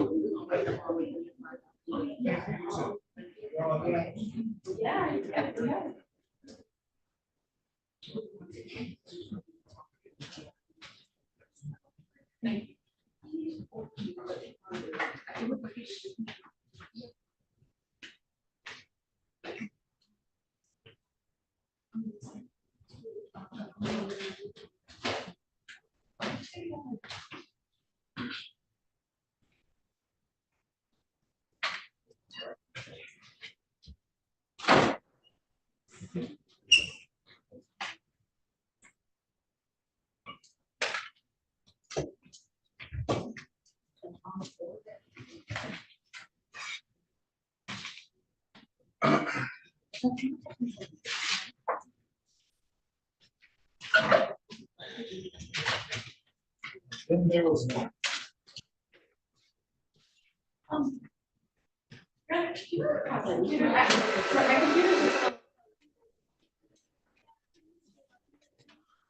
Mr. Bella. Mr. Bella.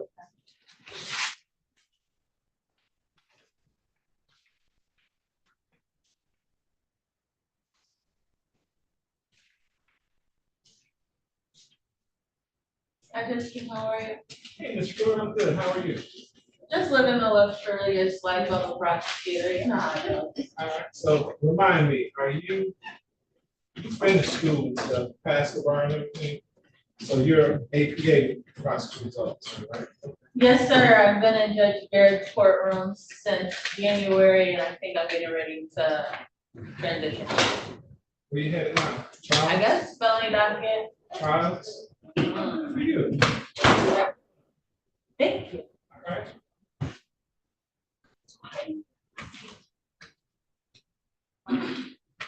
You should do it. Good job. If you go to Outlook, you should be able to look at them.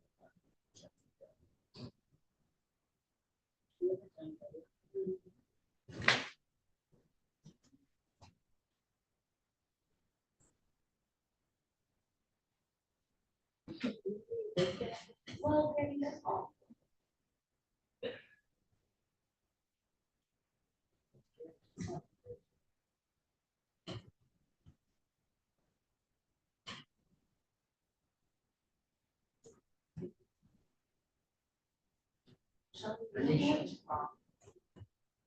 Yeah, that's what Gary said.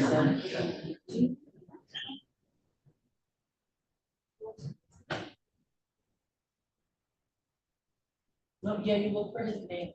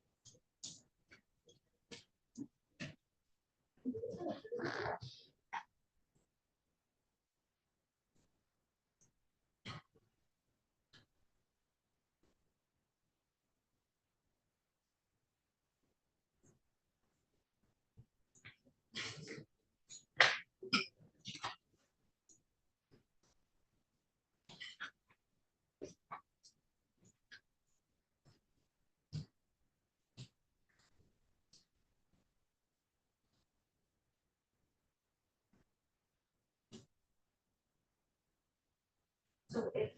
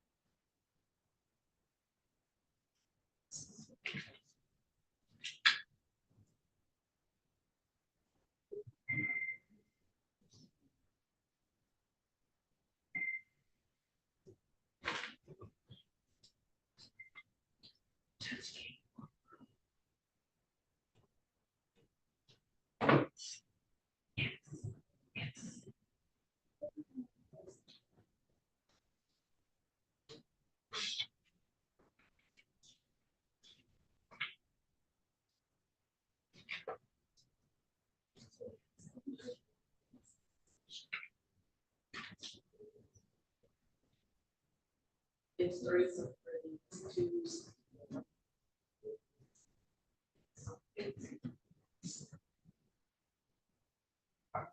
Four, 8, 7, 6, 7, S-T. Okay, all right.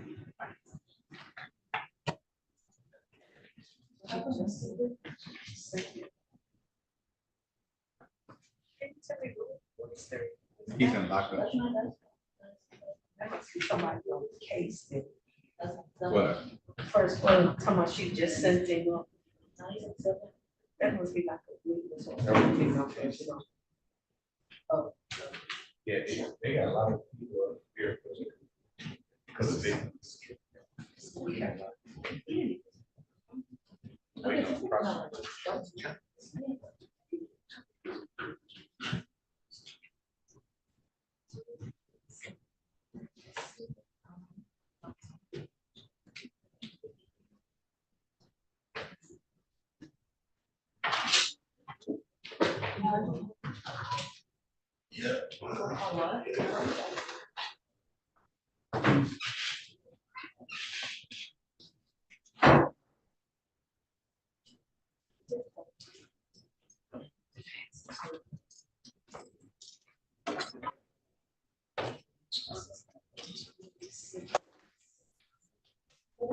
I'm not worried. I'm going here. Thank you. We're ready for boys. Let's start. But it's a murder. Yeah, no, she's trying to talk. I think. He'll be here. I talked to him. Both,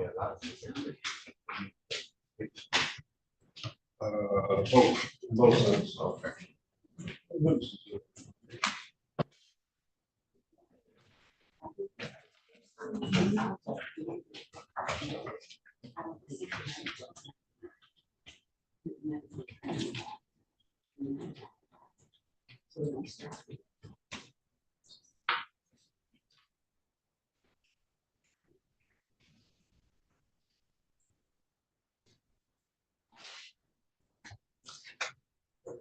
Okay, Ms. Mary? I'm doing fine. How are you doing?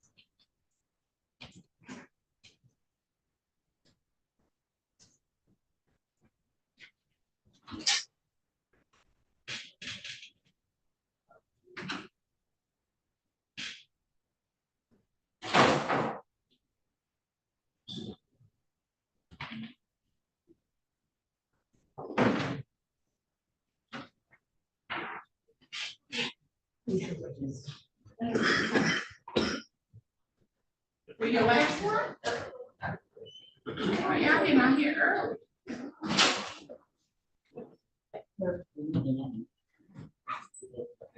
Meet those every day.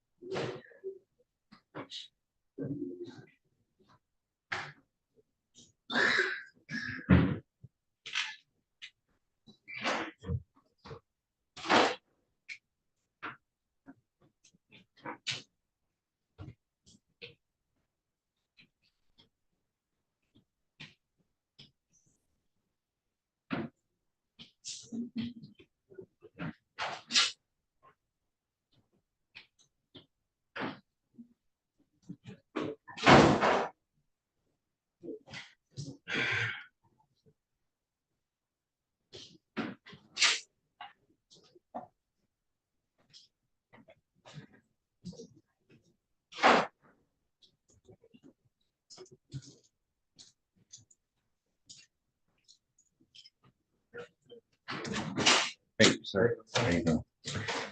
All right, Mr.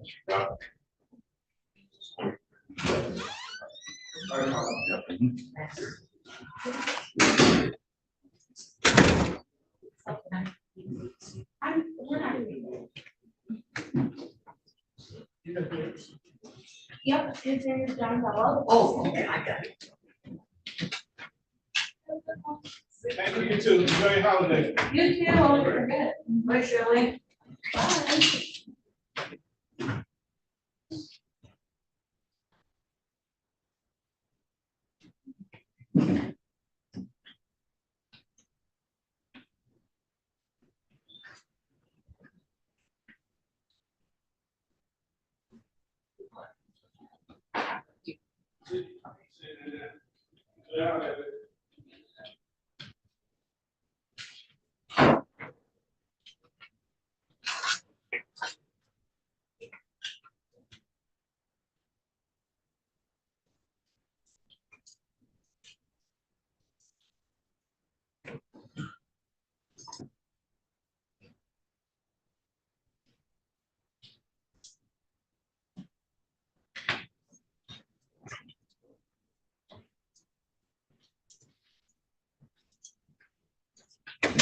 Thank you. You're welcome. Okay, so we're gonna do the preliminary thing.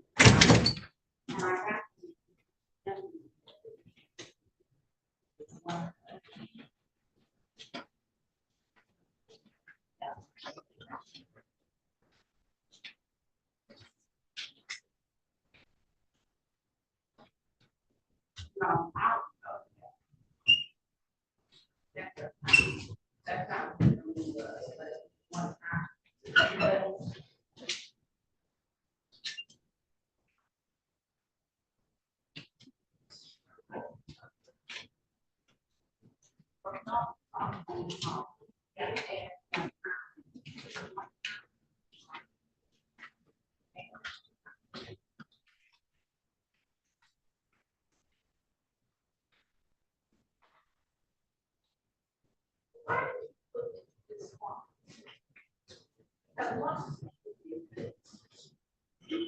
say I can.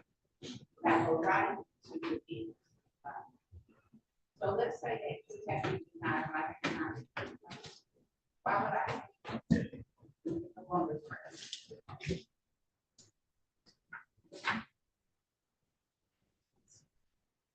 You may find that that's it.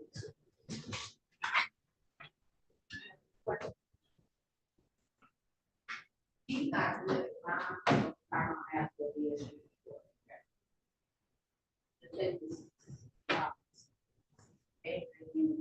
what they do is they talk to you, they talk to your family, and most not from the time they recognize.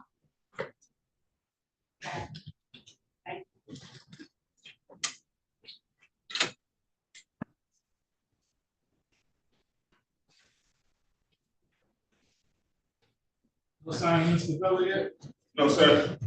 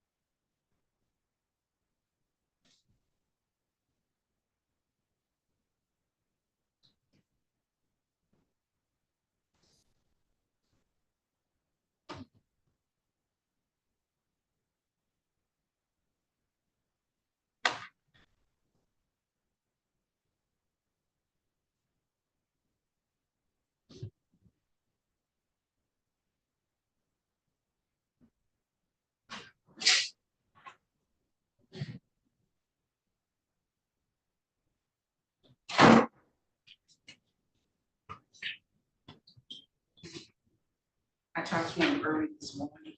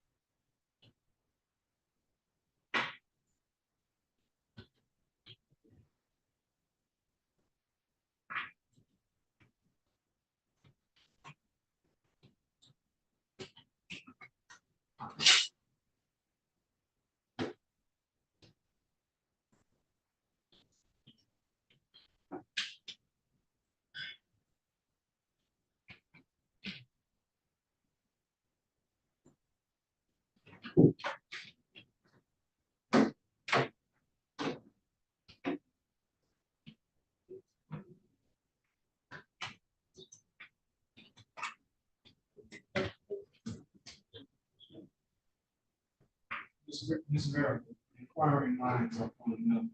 Are you related to Judge? But when I was at Detroit Country Day, he was at, Rockford, but he's older than me, but. And it's almost like a college around, he put on ice skate, when I did a program on ice skate, no. I'm not. And they say he's good. Sure, y'all not related? You know, they, some of the landlords in the Flint area got together to run somebody against him because they said for evictions, he won't evict people.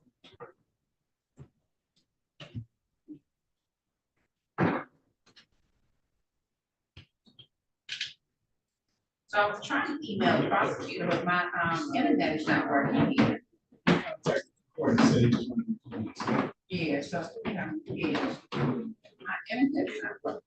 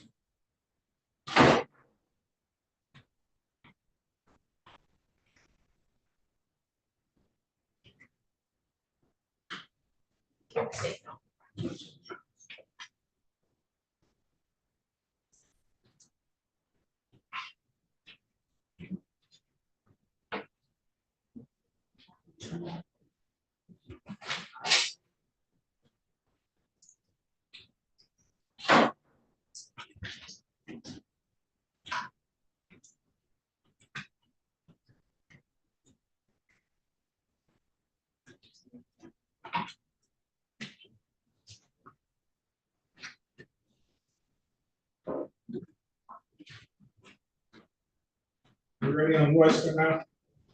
Yes, Judge. I apologize. I've been stuck in court this morning and rushed over as soon as I can.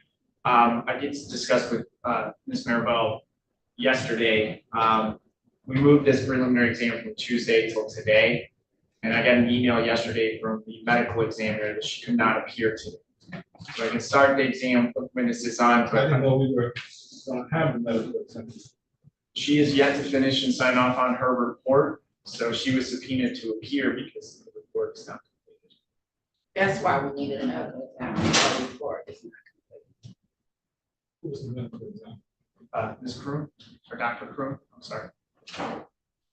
So Mr. Kroon, I'm sorry, Ms. Kroon decided to ignore the court subpoena. She indicated that she was not available today. She does recognize that's not an invitation to support, right? I believe so, yeah.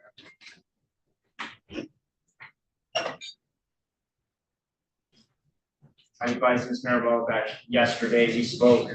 I'll leave it to the court's discretion. I can proceed with other witnesses and then. The holding part, and I'll give her to a date next week, and if she's not here, of course, she'll call her for not appearing. So you can let her know that.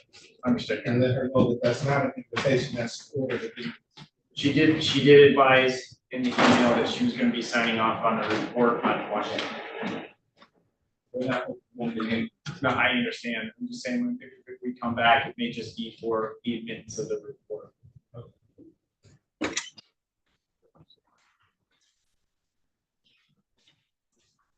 Next, you're gonna turn all there.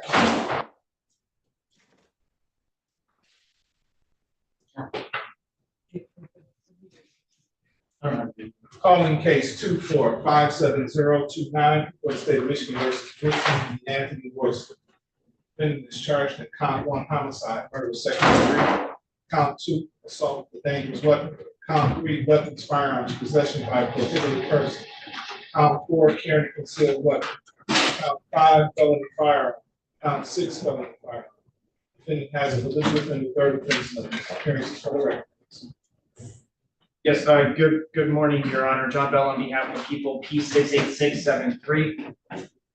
Good afternoon, to this honorable court, Carla Maribel, 62755. Your name for the record, sir? What's the question? There's a date time set for preliminary examination. We had some off the record discussion indicating that we do not at this time have a medical report from the medical examiner's office. However, we want to move forward, hold this matter in part and schedule this for a day next week for that new testimony. Any other preliminary items? No, Your Honor. No, Your Honor. How many witnesses for the people today? Your Honor, I believe I'm gonna have 3 or 4 today. Maybe if we get a week or 2. Thank you, Your Honor. Your Honor, you call to the scene Anthony Simpson.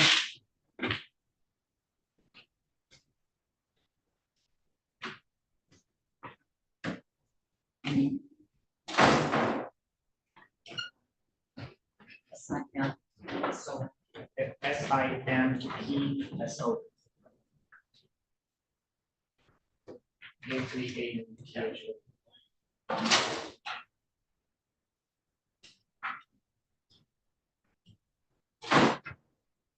Sir, please step forward, raise your right hand. You swear or affirm to tell the truth, the whole truth, and nothing but the truth, so help you God? I do. Thank you, sir. Please have a seat in the witness box right next to me. Keep your voice up nice and loud and speak into that microphone to be to your left once you have a seat.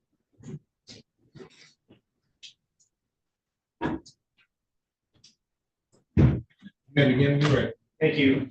Mr. Simpson, can I ask that you state your full name and spell it for the record? Anthony Simpson, ANTHONY-SIMPSON. Thank you, Mr. Simpson. Mr. Simpson, I'm gonna get right to the point. Were you on April 28th of this year, 2024, were you at the location of 11988 Indiana Street in the city of Detroit, Wayne County, state of Michigan? No, I wasn't. What address were you at on the evening of April 28th of this year? 11845 Wisconsin. Okay. And is that in the city of Detroit? Yes. Wayne County, state of Michigan? Yes. What were you doing? Let me back up. Is that a residence? Yes. Whose residence was it? My brother's. What's your brother's name? Willie Simpson. Willie Simpson? Yes. Okay. And what were you doing at your brother's house that evening? Drinking, partying. Okay. How many people were at the residence that evening on April 28th?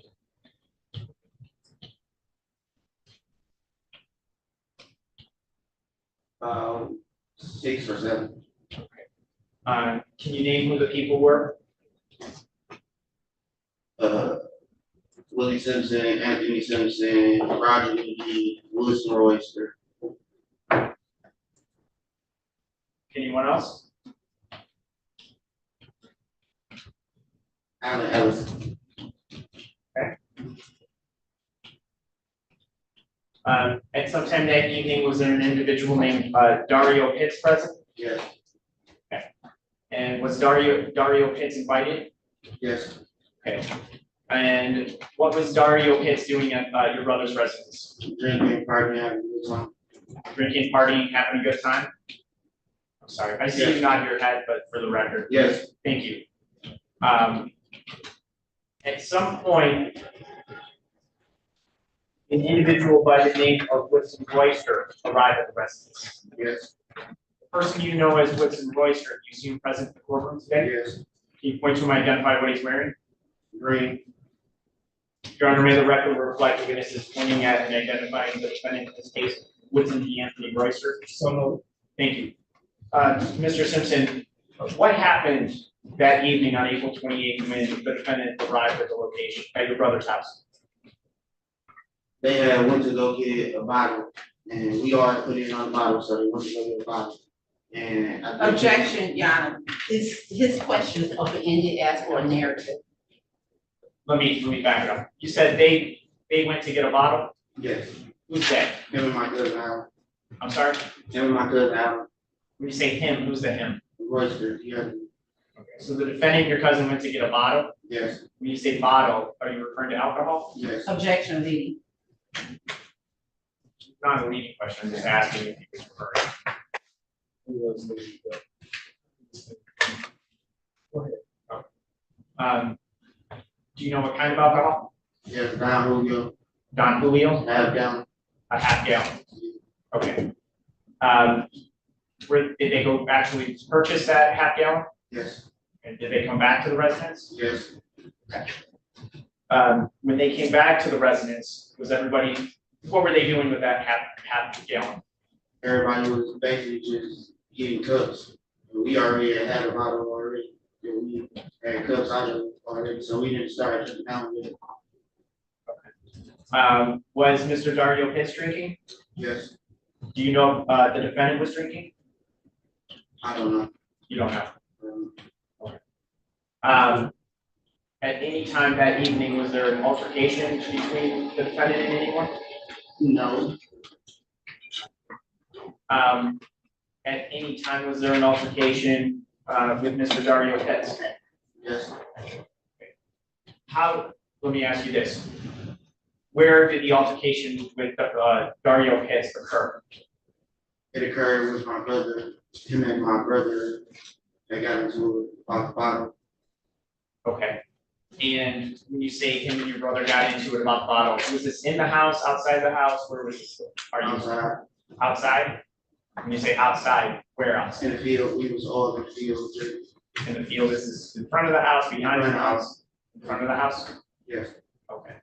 And without asking, I'm not asking you what was said, there was an argument between, you stated, Dario Pitts and your brother? Yes.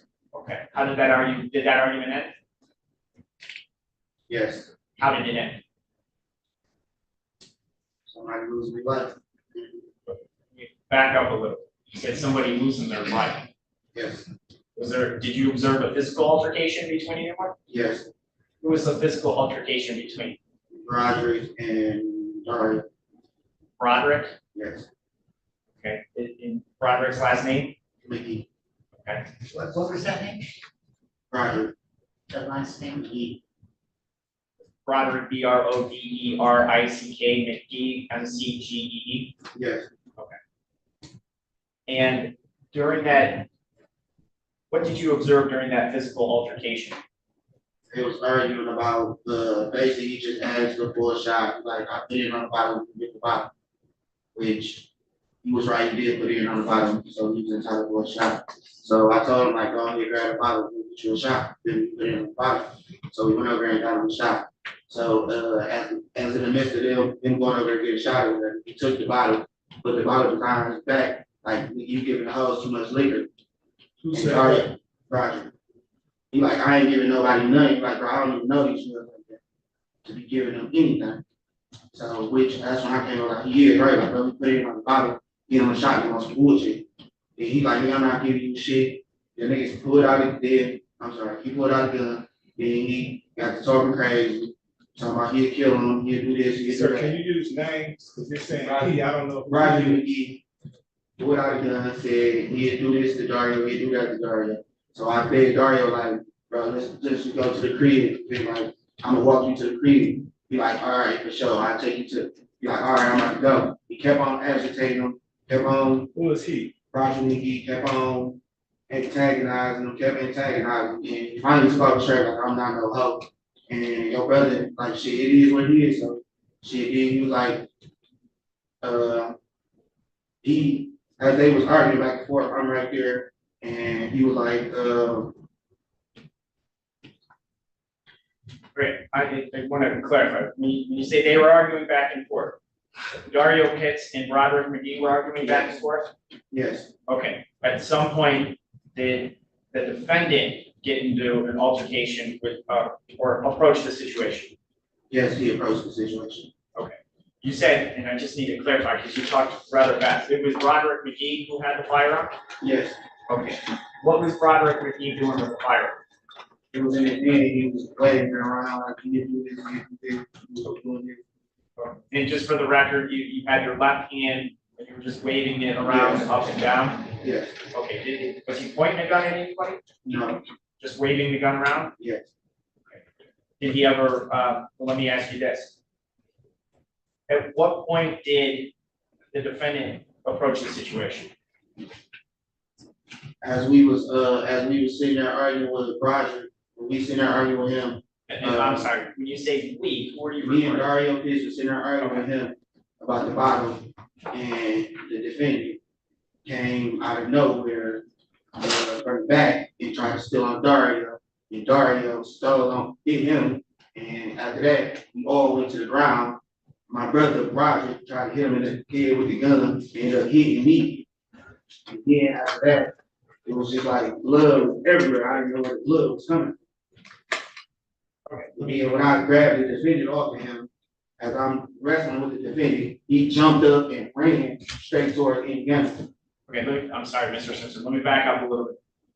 So you said the defendant came up from out of nowhere behind the victim? I'm sorry, behind Dario Pitts? Yes. Okay. Did you see anything in the defendant's hands? No, I couldn't say I seen anything. Did Dario Pitts have anything in his hands? No. Are you certain of that? Yes. Okay. And you said Mr. McGee had a gun in his hand? Yes. Okay. So when the defendant approached Dario Pitts, were there words exchanged between the two of them? No. Okay. All I heard was, he had told him, he's like, if you don't kill something, Dario said, if you don't kill something, you might as well kill it right here, because I'm not about to move. Okay, I'm not asking you what people said. I can't, unfortunately. So let me ask you this. When the defendant approached Dario Pitts, what did the defendant do? Try to swing on. Try to swing on him? Yes. And when you say him, you're referring to Dario Pitts? Yes. Okay. When you say swing on him, what do you mean? Swung, like hit. But throw a punch? Yes. Okay. So the defendant approached Dario Pitts, tried to throw a punch. What did Dario Pitts do? Hit him initially. Hit him, return the punch. Okay. So the defendant hit Dario Pitts hit him back, then what happened? Then we all started getting into like a tussle, and then we all went to the ground. Okay, when you say we all got this tussle. The defendant, Dario. Okay, so all four of you got in a physical tussle? Yes. And all four of you went to the ground? Yes. Okay. And just prior to going to the ground, did you see anything in Dario Pitts' hands? No. Okay. And what happened when the four of you went to the ground? We was tussling on the ground. By tussling, can you describe it or what you mean? Basically just fighting, like we was tussling, like it was on him. I'm trying to grab him off him and stop it. Okay. And it was when you say trying to grab him off of him and stop it, who were you trying to grab? Trying to grab the defendant off of Dario. Okay, stop right there. So you were trying to grab the defendant off of Dario? Yes. Was the defendant on Dario? Yes. Describe, was Dario on the ground? Yes. Okay. What position was Dario in on the ground? I would say face up, like this. On his back? Yes. Okay, you were demonstrating with your hands up and your head back, so he was on his back? Yes. And the defendant was on top of him? Yes. Okay, and were you able to pull the defendant off of Dario? Yes. Okay, after you pulled the defendant off of Dario, at any time while you were trying to pull the defendant off, did you see any blood? Yes. Okay, when was the first time that you saw blood? As soon as I pulled him up, it was like blood just shot all on everywhere. Okay, when you say blood shot all over him? Over me. Over you? Yes. Where was the blood coming from? I couldn't tell. Was it coming from a certain individual? Couldn't tell. Okay, so you got up, there's blood on you? Yes. Okay. You said you pulled the defendant off of Dario? Yes. And you had blood on you at that point? Yes. Okay. And what happened after you pulled the defendant off of Dario? Dario shot up, jumped up, and ran towards Indiana through the alley, which he was chased by the Roger McGee. Okay.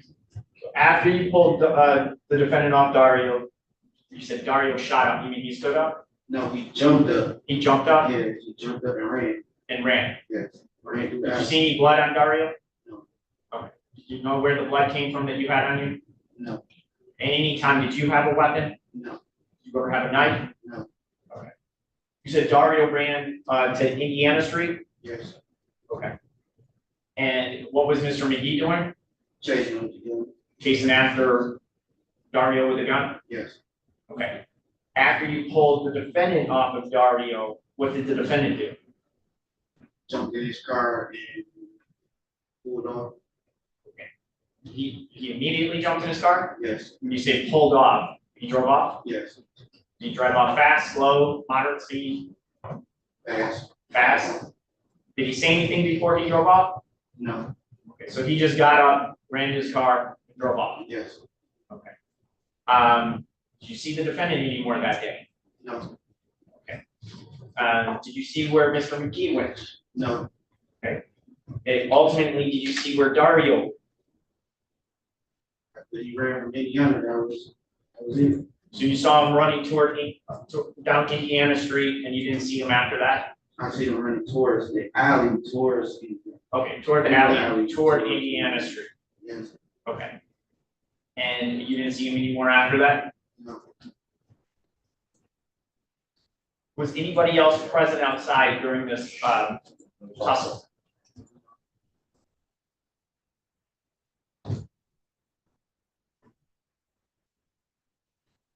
Did you ever go down Indiana Street to look for Dario? Yes, I did. Did you find him? Okay. How far down Indiana did you go? I went to. I just circled the block. That was it. I circled the block. So you just circled the block? Yes. Okay.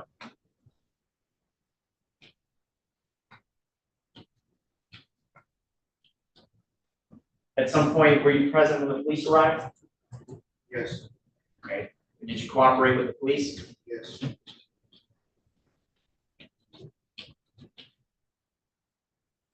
Thank you, sir. I don't have any further questions at this time. Cross-examine. Thank you, Don. Now, you and Willie Simpson are brothers, right? Yes. And this happens at Willie Simpson's house, correct? Yes. What is your relationship to Mr. McGee, if any? Brother. Okay, so Mr. McGee is your brother too. So this happens, what time of day does this happen? What time do y'all begin drinking? We started drinking earlier that day. Like 5, 6. Okay, so what time does my client arrive? If you remember. I couldn't tell you he was already there when I was there. Okay, but he was also there with his son, right? Correct. Okay. And to the best of your knowledge, you never saw my client drinking that particular day. Okay.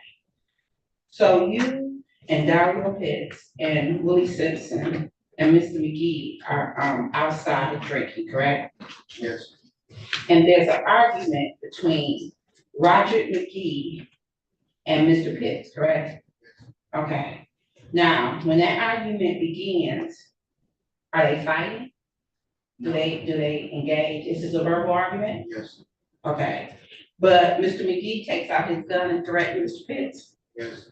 Okay. Does he take it out more than once, twice? It was all like we took it out, you never put it back up. He never put it back up. But you never saw my client with a gun at all, did you? He never had a gun in his hand. No.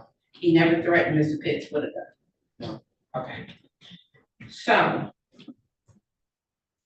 Roger McGee and Mr. Pitts get into a physical altercation, correct? Okay.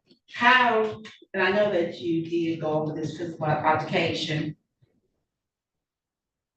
And I know that it's about who put in on the bottle, right? Yes. Okay.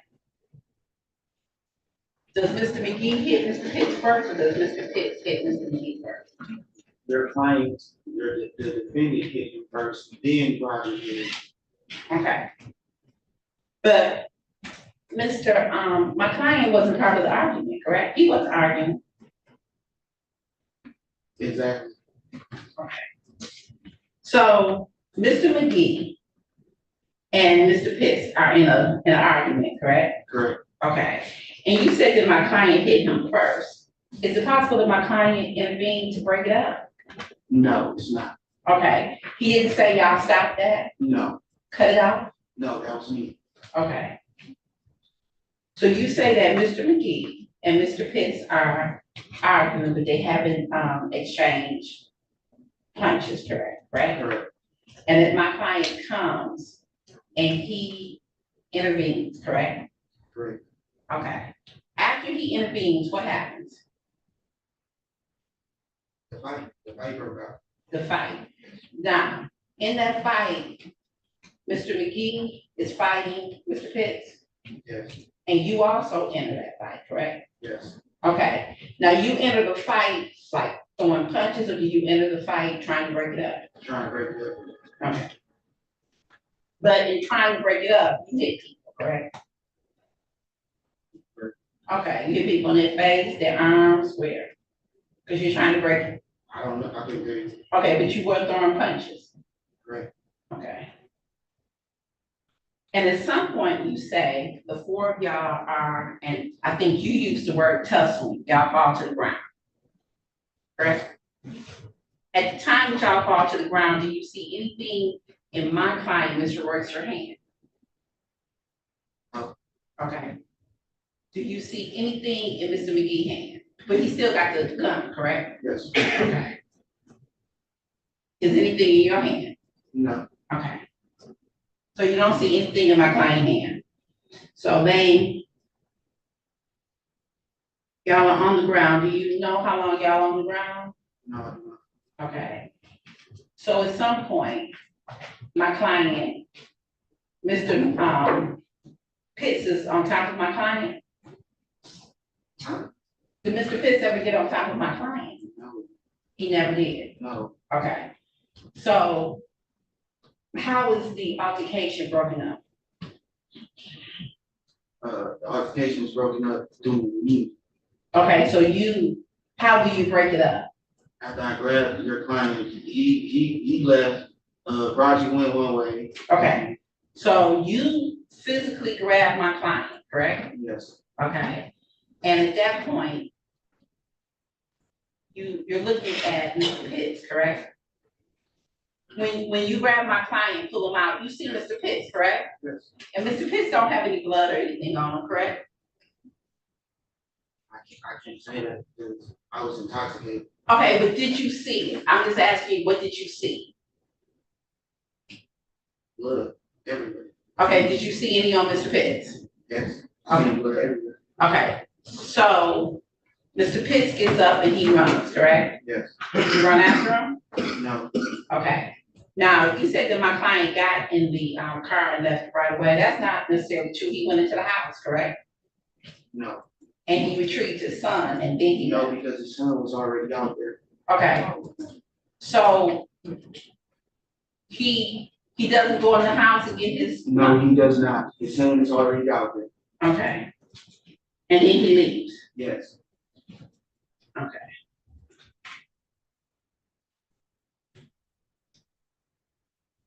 At some point, you go look for Mr. Pitts. Right after. It's not at some point, it's right after. Okay, you get in your car and you go look at Mr. Pitts. You go Yes, look for I Mr. go Pitts. try to find him. Okay, so you're saying right after. You don't leave until you leave before my client or after my client? After. Okay.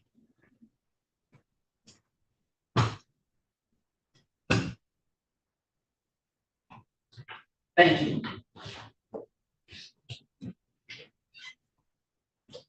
Judge, I don't have any further questions for this one. Okay, sir, what made you want to go look for Mr. Pitts? Because he's my friend, he's my brother. Talk to him every day. And did you see any injury to him when he got up and ran? I just seen somebody shoot off. That's it. When I grabbed him, shot off. That was it. That's all I seen. What you were concerned about? Yes. So out of the four of you, did you see any injury to anybody else that was bleeding like that? No, just be hit face. Just you being hit in the face? You were bleeding from being hit in the face? Yeah, I was bleeding side of my head. All right. But all the blood that you saw, that wasn't your blood? No. And you looked at the defendant, Mr. Royster, and you didn't see the blood on him, or you didn't see him bleed. Is that right? It was blood on him. Yes. There was blood on him, but could you tell if he was the one bleeding? And what about Mr. McGee? Could you tell if he was bleeding? Not at all. He wasn't bleeding at all. Okay. Then you were bleeding. And so by the process of elimination, that leaves Mr. Pitts. Did you have concern that he was bleeding? Yes.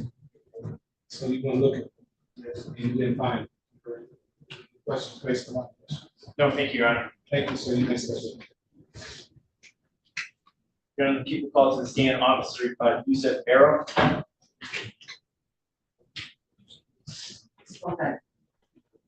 First name Youssef. Last name. Barrow, Berro. Please raise your right hand, sir. You swear to tell the truth, the whole truth, and nothing but the truth, so help you God? Thank you, sir. Please have a seat.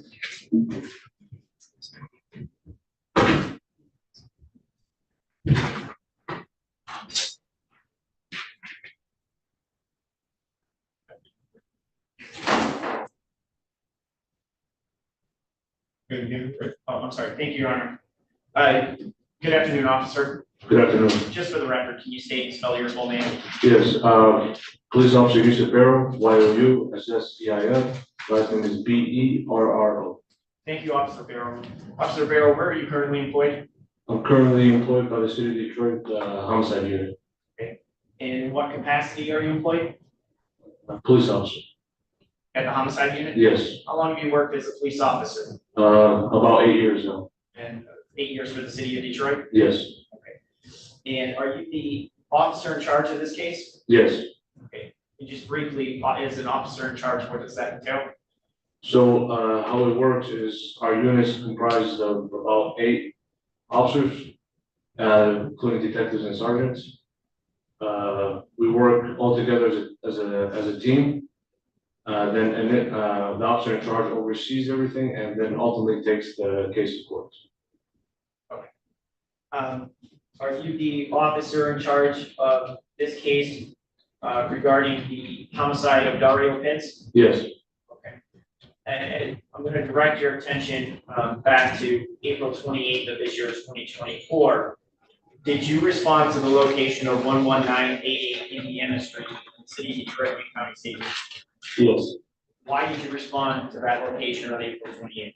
We got a notification that there was a person deceased at the scene, so they called out our homicide unit.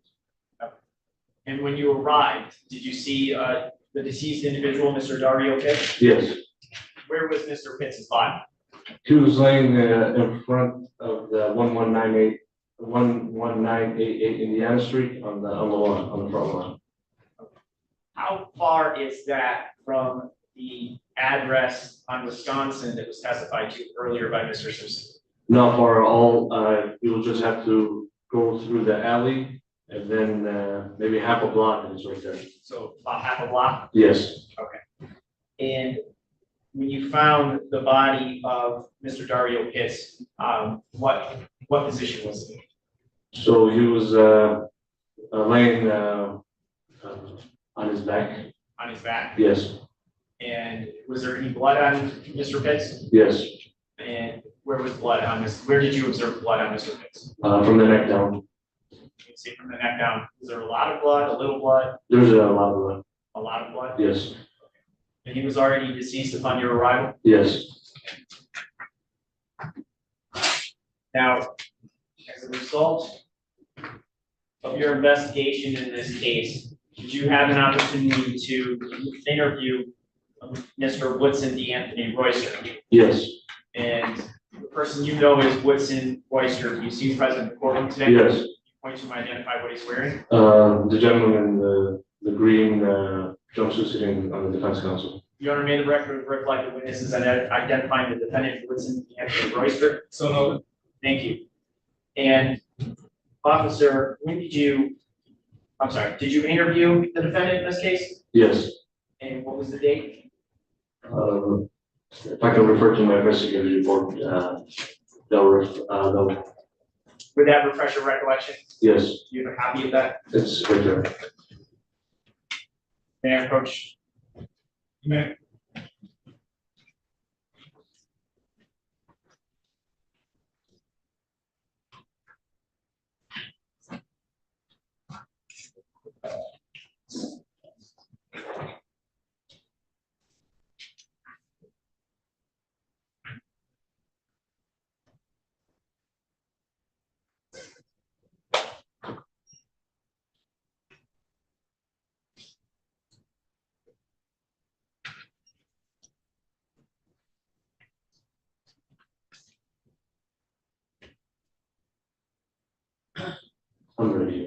I'm sorry, what was the date that you interviewed the defendant? April 30th, 2024.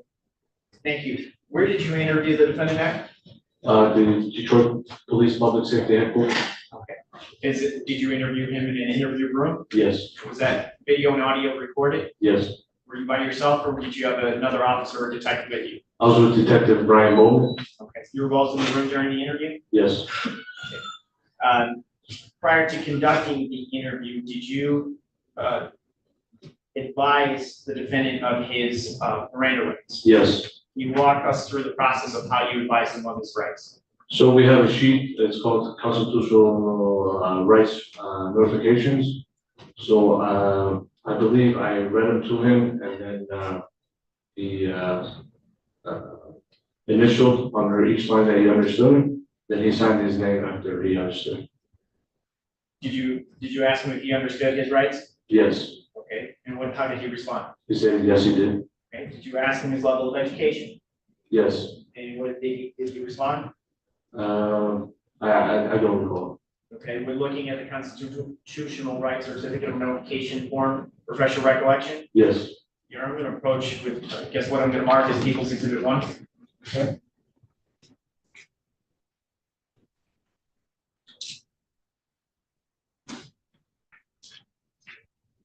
Officer, do you recognize what I've handed you as People's Proposed Exhibit number 1? Yes. What is that? That's the constitutional rights notification form.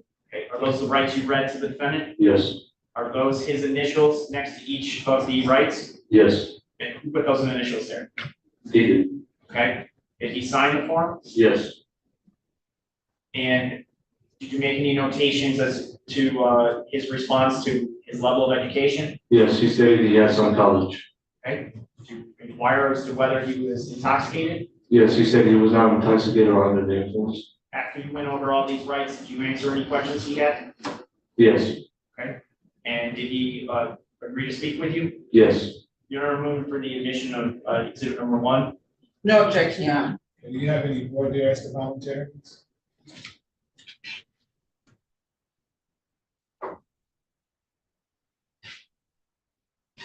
When you're sitting with him, do you ask him questions about, does he understand? I'm sorry. Did you do any follow-up questions to make sure that he understood? Yes, when we asked him, I had him read them over and he said he understood.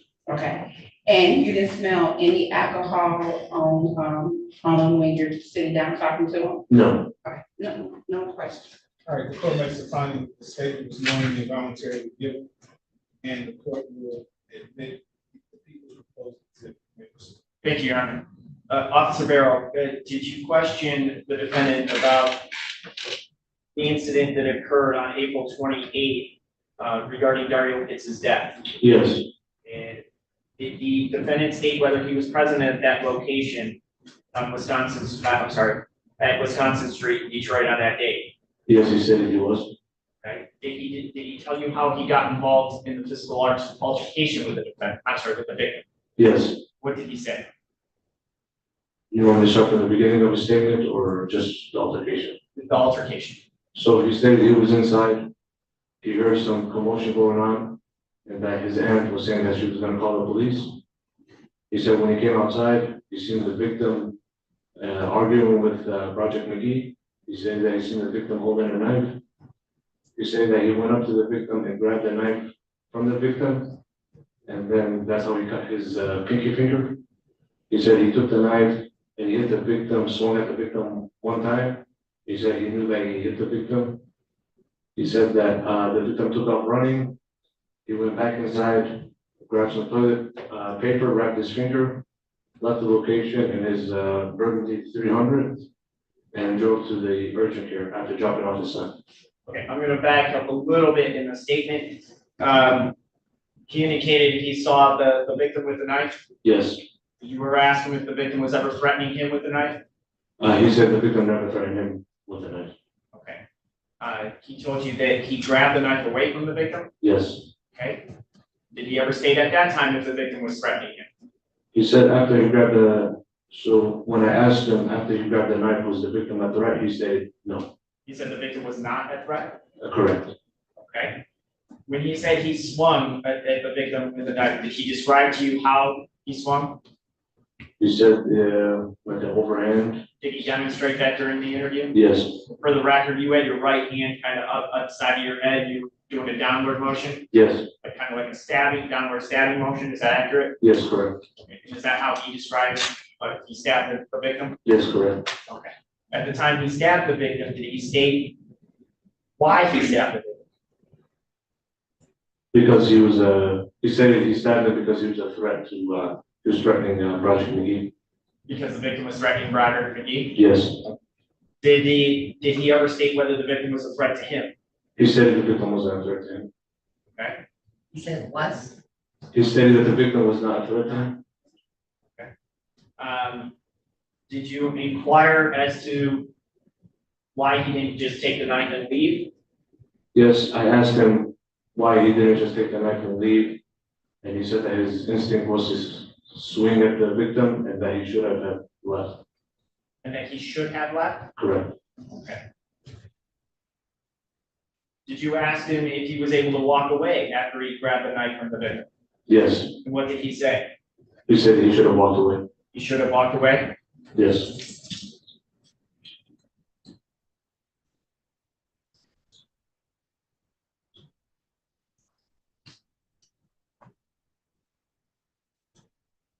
Did he ever state what the victim was doing when he stabbed the victim with the knife? I'm sorry. Meaning, was he standing? What was he doing? Oh, the victim was standing. Just standing? Yes. And did he state whether he was facing the victim when he stabbed him? He said he was facing him. Did he state how many times he stabbed him? He said he remembered he swung one time. Did he state whether there was blood coming from the victim? I don't recall. You don't Oh, I'm sorry. Yes, because he stated that he had blood on his clothing. On his clothing, meaning the defendant's clothing? Yes. From the victim? Yes. Thank you. After the defendant stated he stabbed the victim, what did he state? What did he tell you he did? He said he seen the victim take out running and that he went inside and wrapped his finger because it was bleeding with toilet paper. He said that he grabbed his son that was there. He got into his 2016 Chevy Chrysler 300 and took off towards Grand River. And then he went to drop off his son and then went to the urgent care.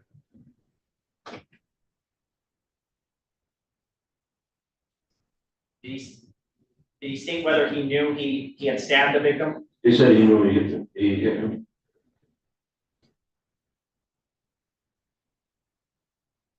Thank you. I don't have any further questions for you at this time. Cross-examine.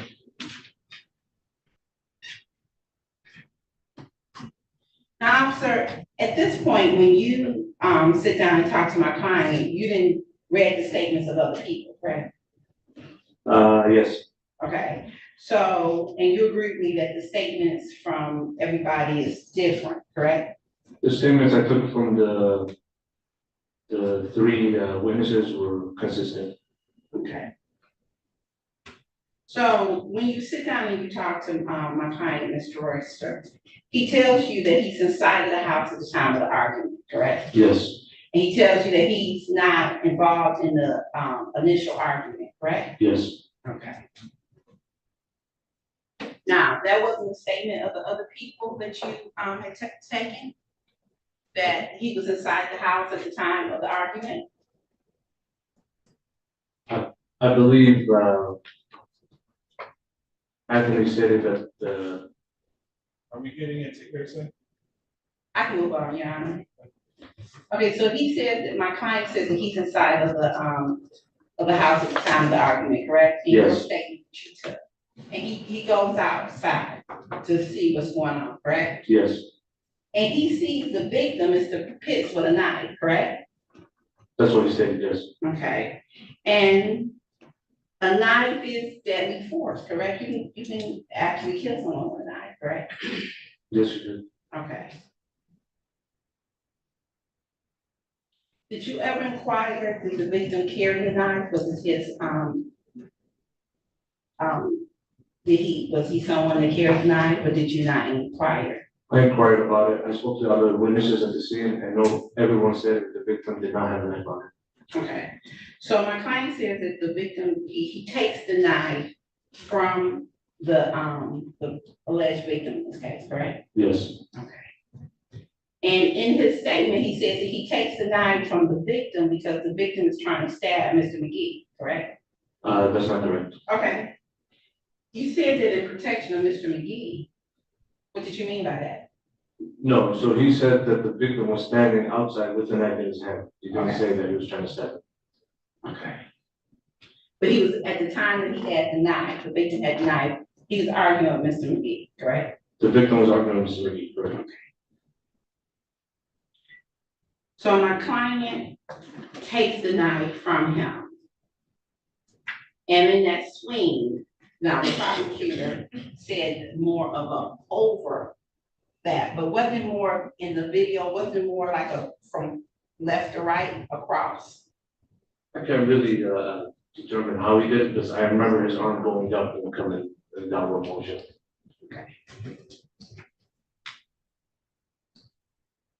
But at the time that he tells you this, he says that he clearly saw the victim with a weapon, correct? Yes, he says that. No more questions. Redirect. I don't have any further questions. Thank you, sir. You may step. I don't have any further witnesses for today outside of either admitting the medical examiner's report or calling the medical examiner to testify. Okay. So with that being said, let's look at your availability next week. Ms. Merrill, how are you looking next week? Can we have an afternoon? Do you have any afternoons?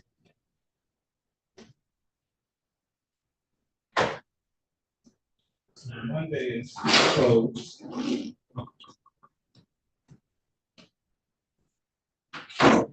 We anticipate actually hearing from the medical examiner, or would there be a stipulation to the medical examiner report?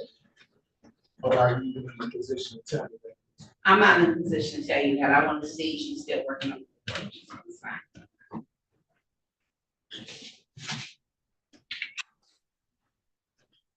Well, I have 3 homicides too.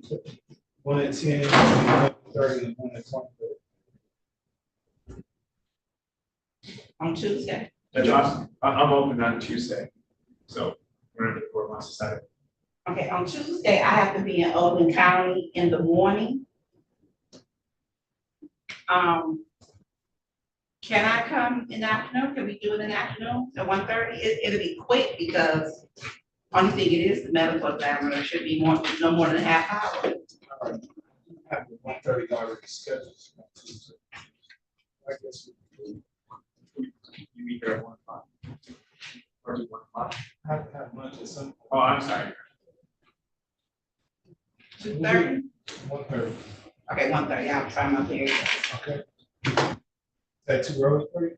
I just have to be in Oakland County, you know, sometimes they, I should be finished.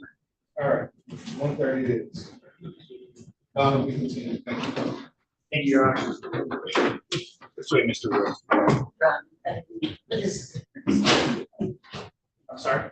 Victim's name. Spelling of his name. This way, Mr. Ward. How do you do it? Sorry, I'm gonna get it right. Dario, DARIO, PITTS. Thank you very much. Never seen I have. Have a great day, have a great weekend. Thank you as well. Check it out. Thank you.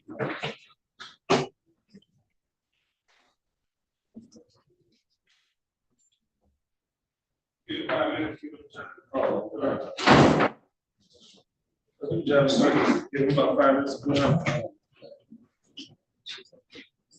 You want me to So, I'm sorry. Well, folks, that concludes the docket for today. Hope to see you Tuesday, same bat station, same bat time. Have a good weekend and enjoy your event. I gotta get used to it. We're ready with Mr. Royce to go.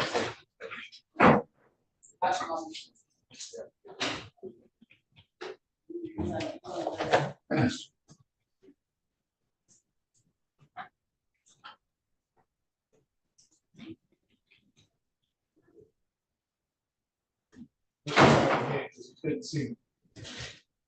That's it for today, folks. Hope to see you Tuesday. Same bad station, same bad time. Enjoy your holiday and weekend.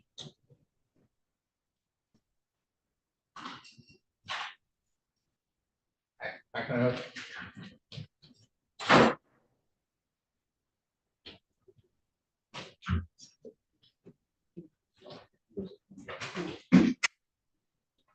I have a package for you, Judge.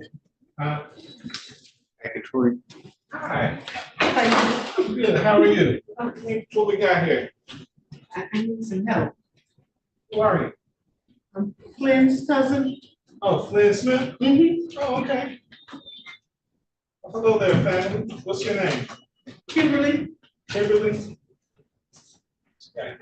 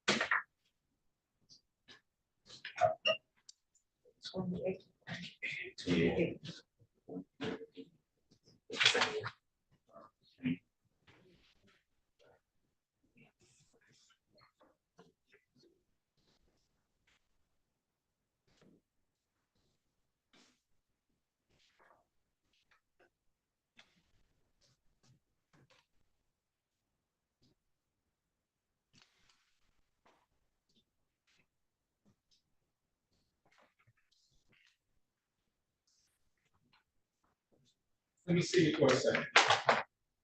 Around this way.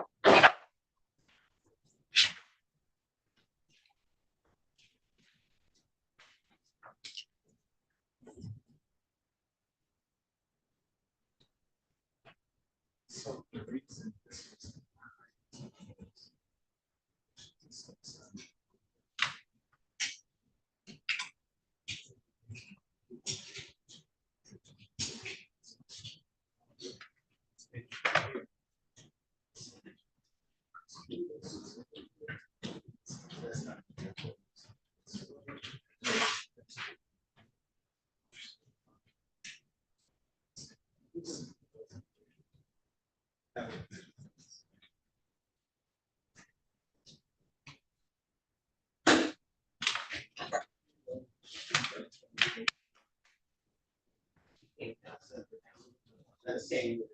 that's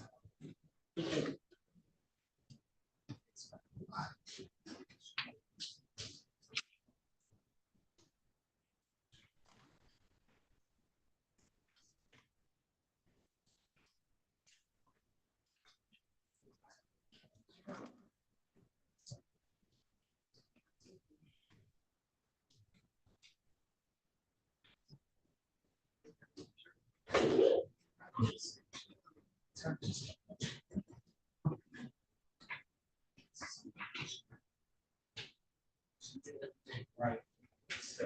Fill out the form. Except for-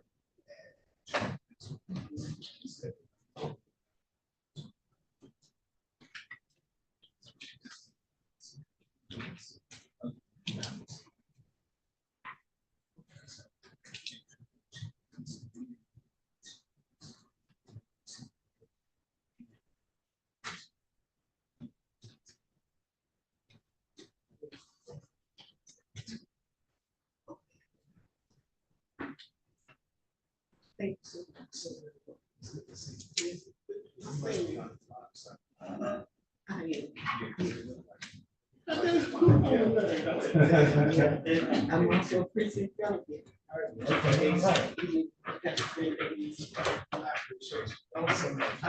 Enjoy your weekend and holiday. And don't let her sit on that too long. Let her Yeah, I'm kind of nervous, because she's on probation. Let me know how. All right, thank you so much. Once it's done the right way, let me know, okay? Okay, All right. it'll be done Monday, I mean Okay. Tuesday, Okay. Tuesday, thank you. All right, y'all have a good weekend. Thank you, sir. See You as y'all well. Tuesday.